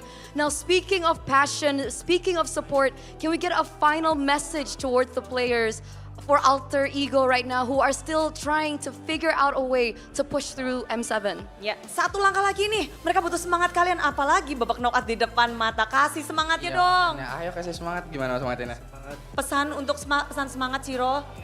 Pokoknya tetap dengan draft-draft jeniusnya, jangan kayak draft Navari parah. Gitu ya. Navari. Pokoknya tetap semangat aja. All right, so stick with the same draft, play the way that you do. Don't use Nafari's draft. Apparently, okay, I don't know what the problem is with Nafari, but apparently they don't like Nafari too much. Iya, calon CEO. But on that note, thank you so much, Alter Champs. Thank you so much, Budeklar Mongstar, for facilitating this, because we're gonna throw it over to the casters to witness who will take game number 2.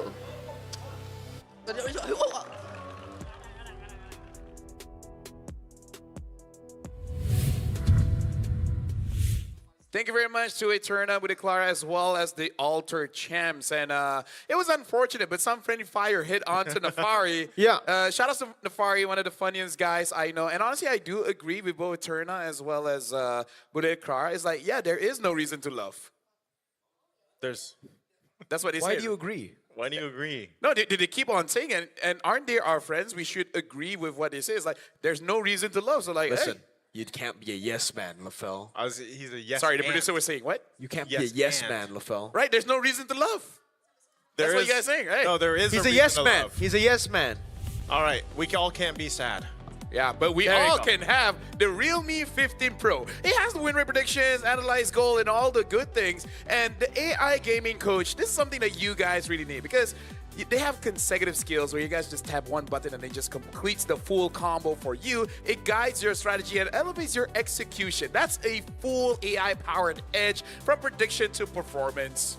Thank you very much. You play, we carry is the Realme 15 Pro, the M7 official gaming phone. Now that's a reason to love. To have those macros. Yeah. That's a reason.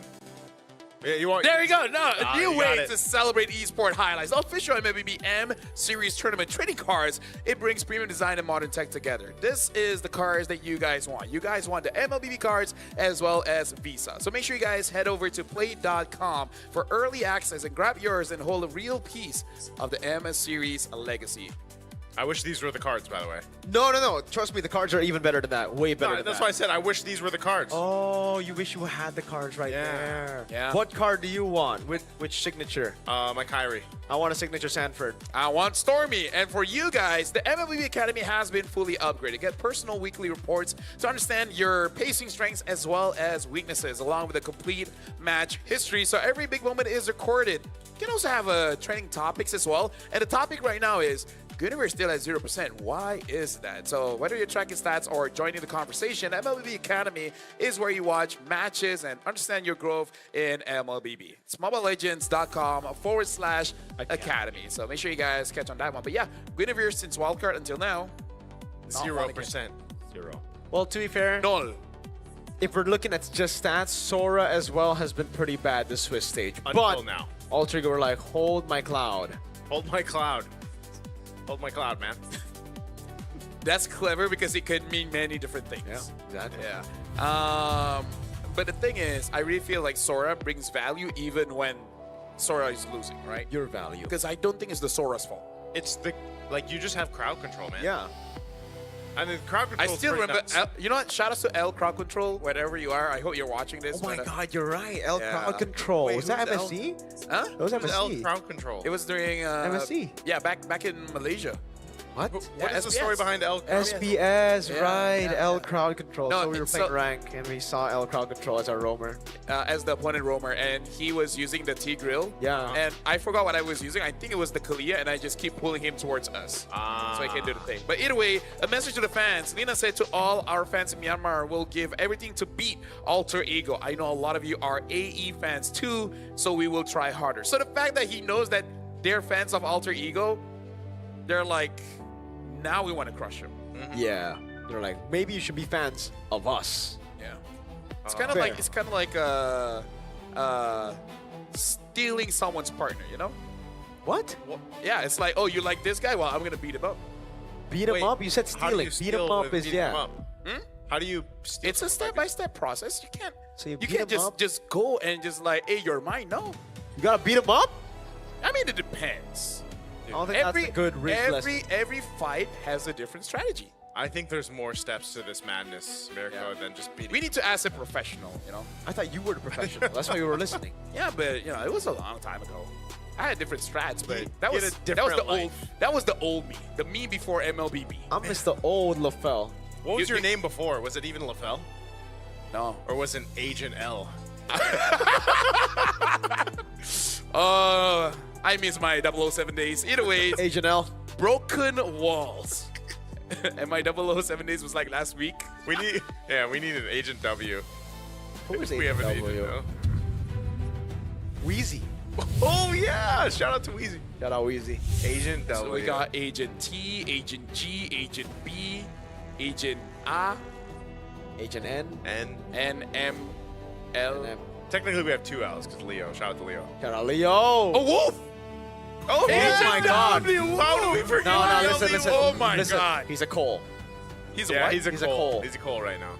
He's a talent. He's a KOL. He's He's not ice with KOL. us He's yet. not a talent. So you're saying he's not even listening to us, huh? No, Nah. probably not. You know He's what? probably doing Cole things.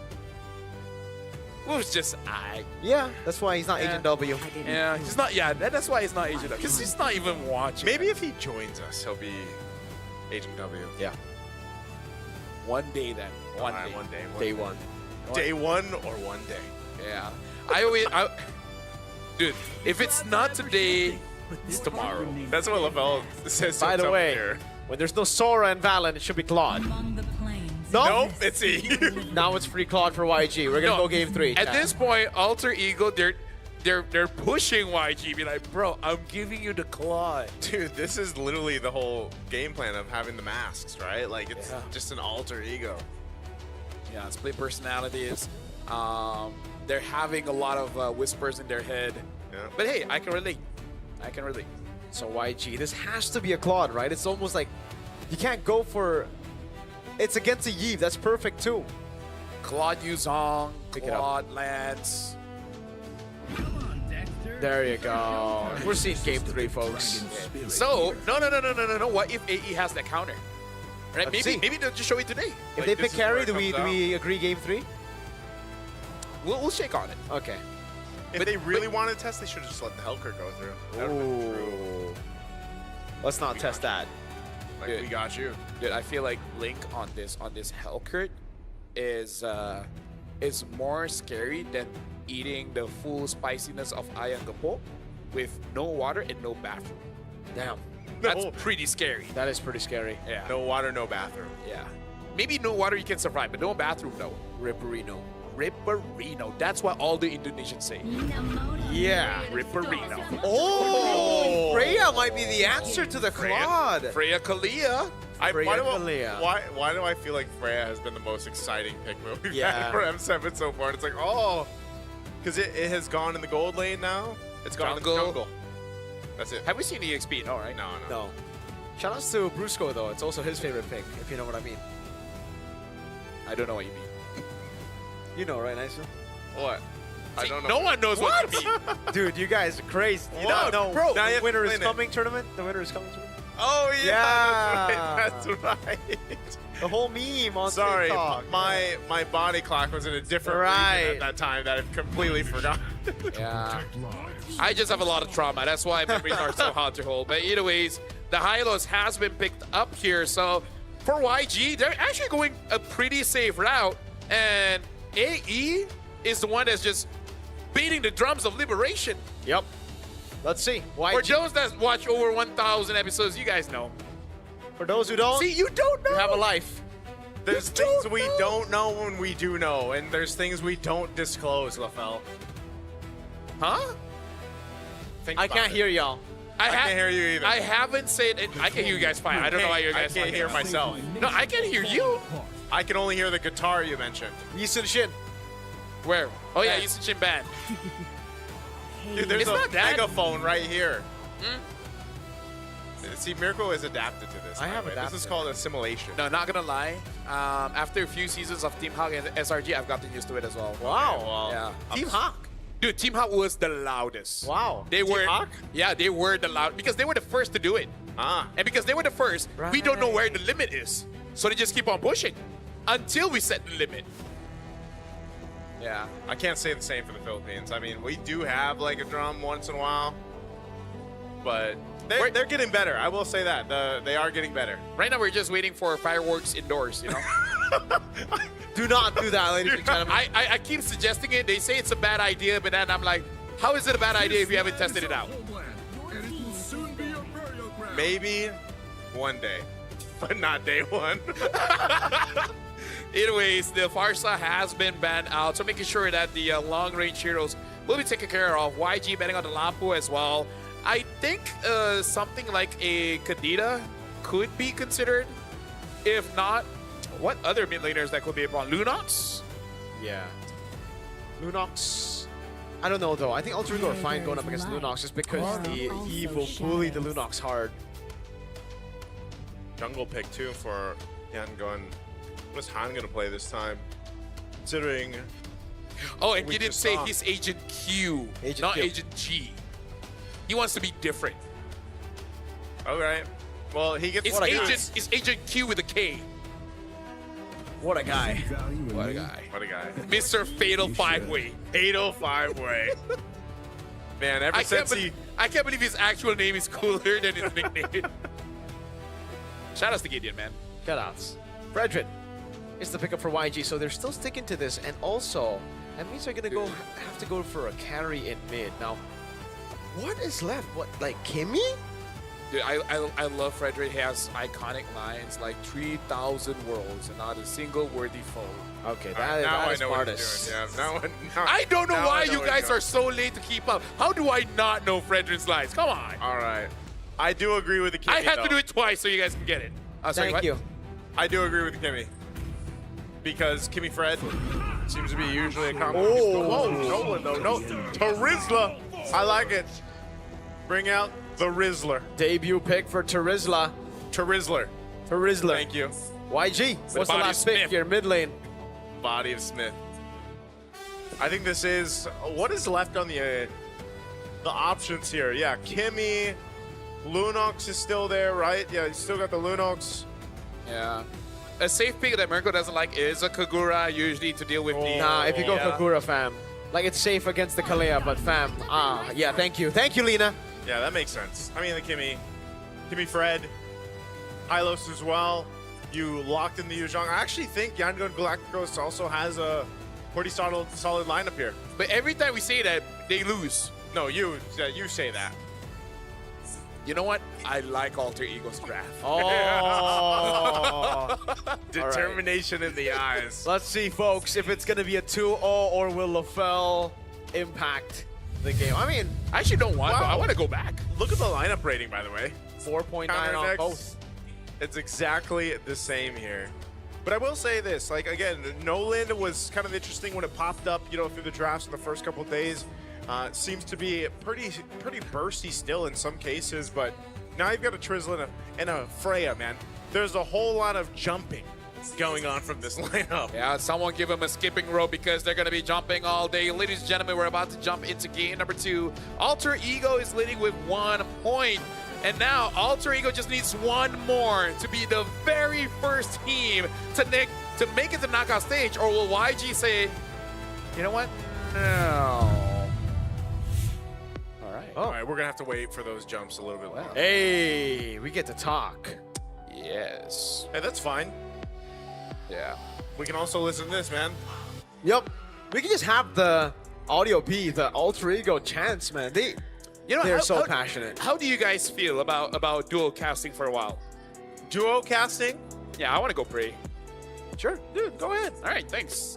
See y'all in 5 to 6 minutes. Hey. Or business days. We'll see. All right. Just hold it down, man. We got it. Don't worry, Naisu. Hey, we got this. This is almost... I feel like we've been doing this for a while now. Duo cast? You know, Yeah. Duo cast. Sometimes solo when one of us disconnects online. Hey, that's my favorite time, man. When you're sitting there being like... You wait for a second, there's that pause, and then you're like, Uh-oh. You disconnected. Nah. It's going down.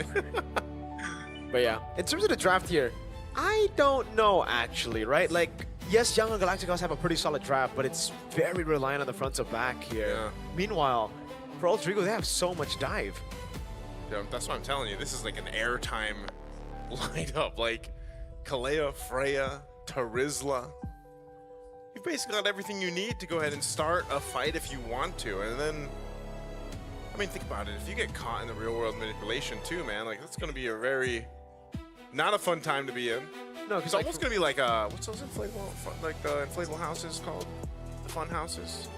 I don't know, but I understand. You understand. I understand. Yeah. I really wonder why they didn't go for Lancelot instead of the Nolan, right? Because it is up against the Yuzong as well, and Nolan is way more vulnerable for the neutral objective battle. So we're going to jump into Lanadon, it seems, for the possibly final game of the day, or YG could equalize to get us to a game number 3.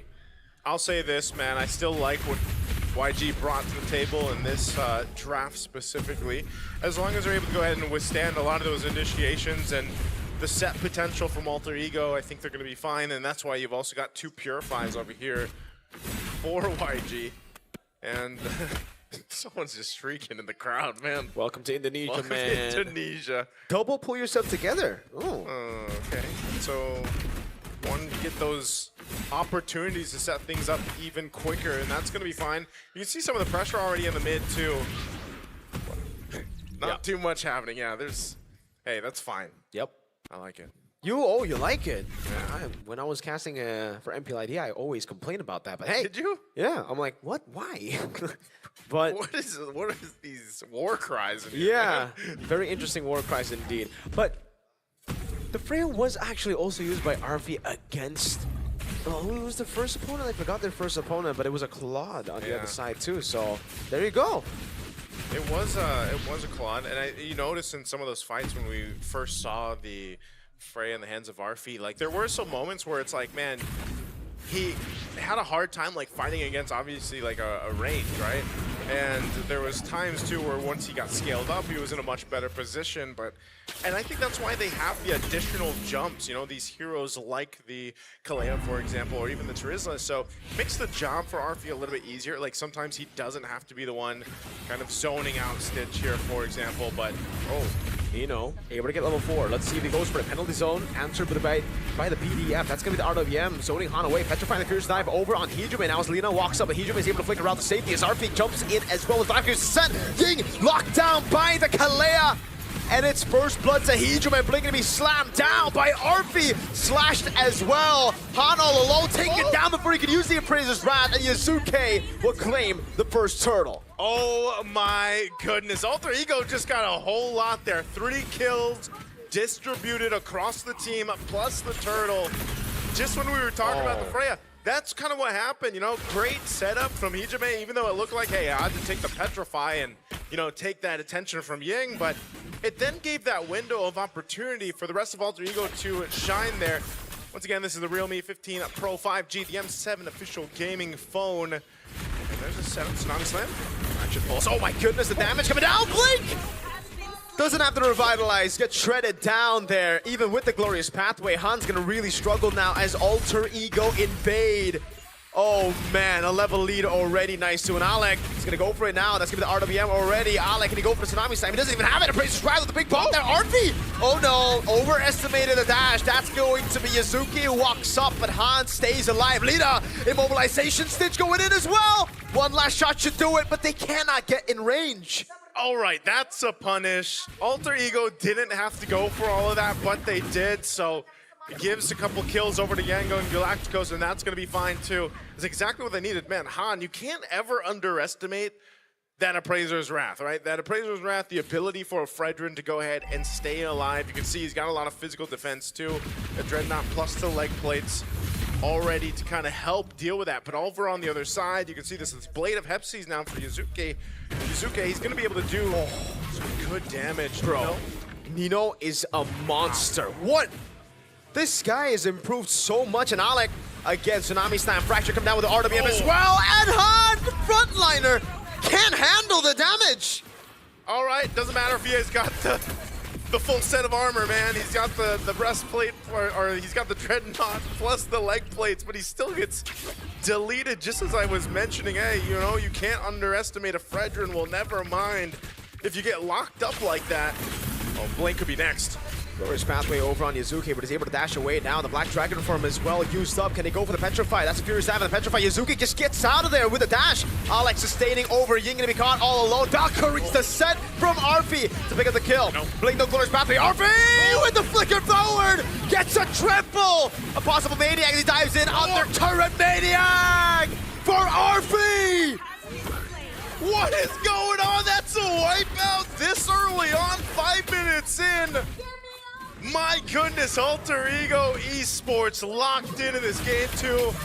Definitely want to be that first team to lock in that spot for the knockout stage, and they'll get themselves that second turtle of the game as well. Man, it just looks like this funhouse lineup. I don't even know what to call this. There's jumps everywhere. The Freya, the Terizla, even that Kalea, all just providing so many opportunities. Nice-u. We figured it out. What is it? Arfi on a comfort pick is what can beat the Claude. And again, for Arfi, comfort is still fighter. He did well on the Claude, but now, oh no, Stitch! No Purify, he gets brought in to the fray! And it's the horse next double for Yuzuki. Which is going everywhere, man. LaFell, welcome back. Look at all this. Yeah, thank you very much. I've been hearing the Indocast, and yeah, I've been hearing that Alter Ego has been showing not only unrelentless domination, but also no hesitation at all. Like, even if you have to die, just go in, get those kills. And yeah, RV on this Freya. I don't know if it's just the Freya that is making so that this Claude is having a hard time, but dude, the entire team was pretty good. 5,000 goalie here at 6 minutes with 12 kills. I have not seen Yangon Galacticos struggling this much before, at least here in Swiss stage. Yep. Very difficult to come back from, I feel like already. You know, we haven't seen a lead like this. Oh my god, locks the lead, and down the Purify. Oh, Valkyrie's the set again! It's RB! So many layers of dive! How does this front to back work? RP in the back flicker, Tsunami Slam! Yasuke is on a killing spree. RP still slashing at the frontliners. Ying trying to walk up again, but it's gonna be Yasuke in the back again, doing so much damage. Lethal ignition, forcing Ying away. Is it fair to say Alter Ego is the real fighters here in the M7? Because any fighters they touch, Terizla, Leomord, Freya, where other teams are still trying to figure it out, looks like they're already writing a book on how to do it. This is the Terizla, man.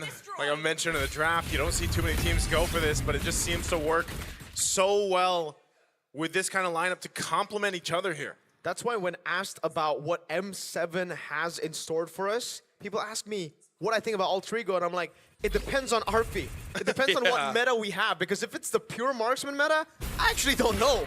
But on fighters, I can guarantee you, Arfi's up there.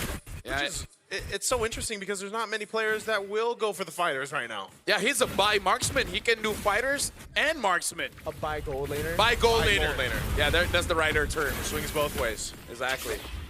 Actually, all three. Yeah. He plays mages there too. He doesn't say no. So, and even tanks. Wow. Dude, he's an all-arounder. Yeah. He's a pentagon. What? That's not an all-rounder. Yeah. That's like he's a circle, you know. Why a circle? He's a spherical Marks gold laner. Yes. There it is. Spherical gold laner art. Let's not use that. That sounds lame. Yeah. The round? Yeah, the round gold laner. The round. The round stand. Nah. I prefer pentagon, but you know. Or you can just go for bi. Which means two. Let's just say he's versatile. Yeah. He's versatile. You know? He's a versatile gold laner right now. Down mid laner, trying to stop. Oh no! Penalty zone! Forcing them all back! And the real world manipulation with the combo of damage takes both Han and Blink away. I miss Terizla, man. That's the Terizla, dude. I mean, what a penalty zone. How can you hate that hero? I mean, if you're fighting against him, sure. But when you're using him, you feel like a god, man. I mean, you're right there. Alter Ego is so lucky. I'm even thinking like, its M series debut was M4, which is here in Jakarta as well. Yeah. Yeah. I remembered that fact because that's when we figured out that the Terizla can't stop a Brody because Brody's attack animation just keeps on getting pulled. Yeah. I think we're going to see more Terizla now, man. Especially with the Freya popping up throughout the Swiss stage already. This is definitely a great composition that almost leaves the opposing team wondering what to do. Look at this. 11,000 goal, by the way. 11,000 goal. This Casual. has to be the biggest, one of the biggest leads we've seen. In 9 minutes, yeah. Dude, casual, man. They're making this look casual. Dude, Yangon Galacticos beat Onyx. A lot of people were like, okay, what's the matchup going to be against the Alter Ego team that lost against Onyx? What does this mean for Alter Ego? Dude, They're so lucky. This means that they might be the first team to make it to the knockouts. I just want to say, Coach Aldo just texted me saying, WT, and you know what comes next. H? What the hell? Sure. Right. Yeah, that's the PG version, I guess. Yeah. And we're all about What's PG here. Parental guidance. Painted That's what guy? I'm here for. Oh, I thought it was painted gun, but yeah. By the way, Divine Glaive now for Hijime. 2-0-13. This Eve pick.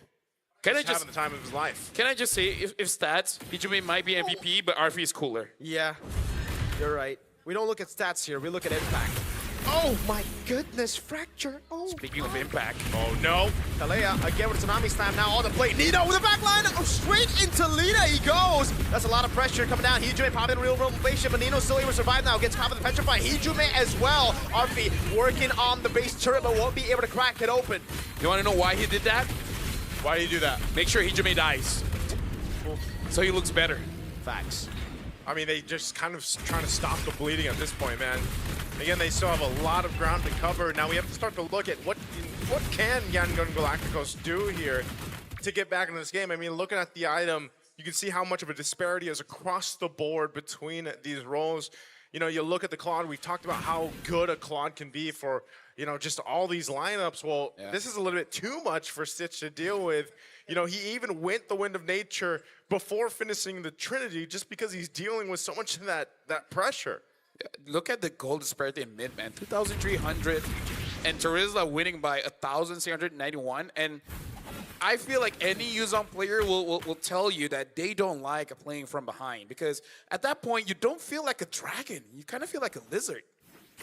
Yeah, a lizard that can fly. All lizards can fly. Not all of them. No. Oh, really? I No, don't think not all so, of yeah. them. By the way, that was a negative gold benefit for Alter Ego on the Lord. Yeah. Which is also interesting because their gold lead hasn't really changed. Yeah, it hasn't changed as much at all. But Actually, it's rising now almost 12,000, so they're getting 1,000 gold per minute in terms of difference. But yeah, it doesn't look like they're looking for an angle to end just yet.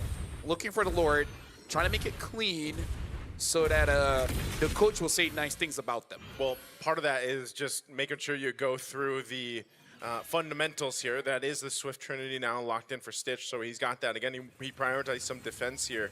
But, you know, even with this kind of lead that Alter Ego has, you got to stick to the fundamentals, because that's what's going to be needed when you go against even stronger teams throughout the M7, especially as they are nearing to secure their spot. Oh, Tsunami Slam over on Blink. That's middle. Oh, everything in the kitchen sink used up. The traction pulse locks two members down, though, as Nino holds them down to the back line, but Han gets bursted way too quickly. RP, Valkyrie descent already. The Black Dragon form used defensively now. Can they defend? Stitch holding onto the wave. Being doing the same thing now as Nino swings down the hammer onto it. Furious dive defensively into the back. That's a cannon mini there. Yazuke has to dash out. That's a base turret up top, and Alter Ego decide it's A-okay. They'll go to the Lord. Yeah, honestly, that was a good attempt coming in from Alter Ego. Understanding that if you take down the front line, it makes it almost impossible for Yangon Galacticos to really contest for this Lord, making it free and trying to end. But if you can't end, again, as long as there's no one giving you a way to actually get into the Lord pit, they basically won. That's the check, right? You're just waiting for that checkmate. yeah. With that Lord being secure now, they have everything and more that they need for Alter Ego to go ahead and sweep this series. This is going to be so difficult for Yangon Galacticos to defend. Lena picking up a concentrated energy here. They've got pretty much all the tools they need, maybe a little bit longer on that Petrify to come up. We'll see exactly what the approach is going to be here. Arfi now picking up in the Immortality as well. Expect them to just kind of jump in. There's the conceal. Here's the push. Flicker, Tsunami Slam on Blink. Arfi in the back, zoning them in the back as Blink gets taken down by Nino's hammer. Black Dragon form already. Han trying to hold down the Lord. That's going to be Nino again with a jump forward. Purify out from Lina. He's trying to go in. That's going to be Nino falling down. Blazing Duet for Stitches. Arfi losing Immortality. But Yasuke is godlike. Now it's Stitch in the fountain. RP trying to end the game. Alter Ego have done it. They're the the first team to make it to the knockout stage at the M7 World Championship. At this point, Alter Ego is the Indonesian sweethearts, man. Everyone is here wanting to see how far can this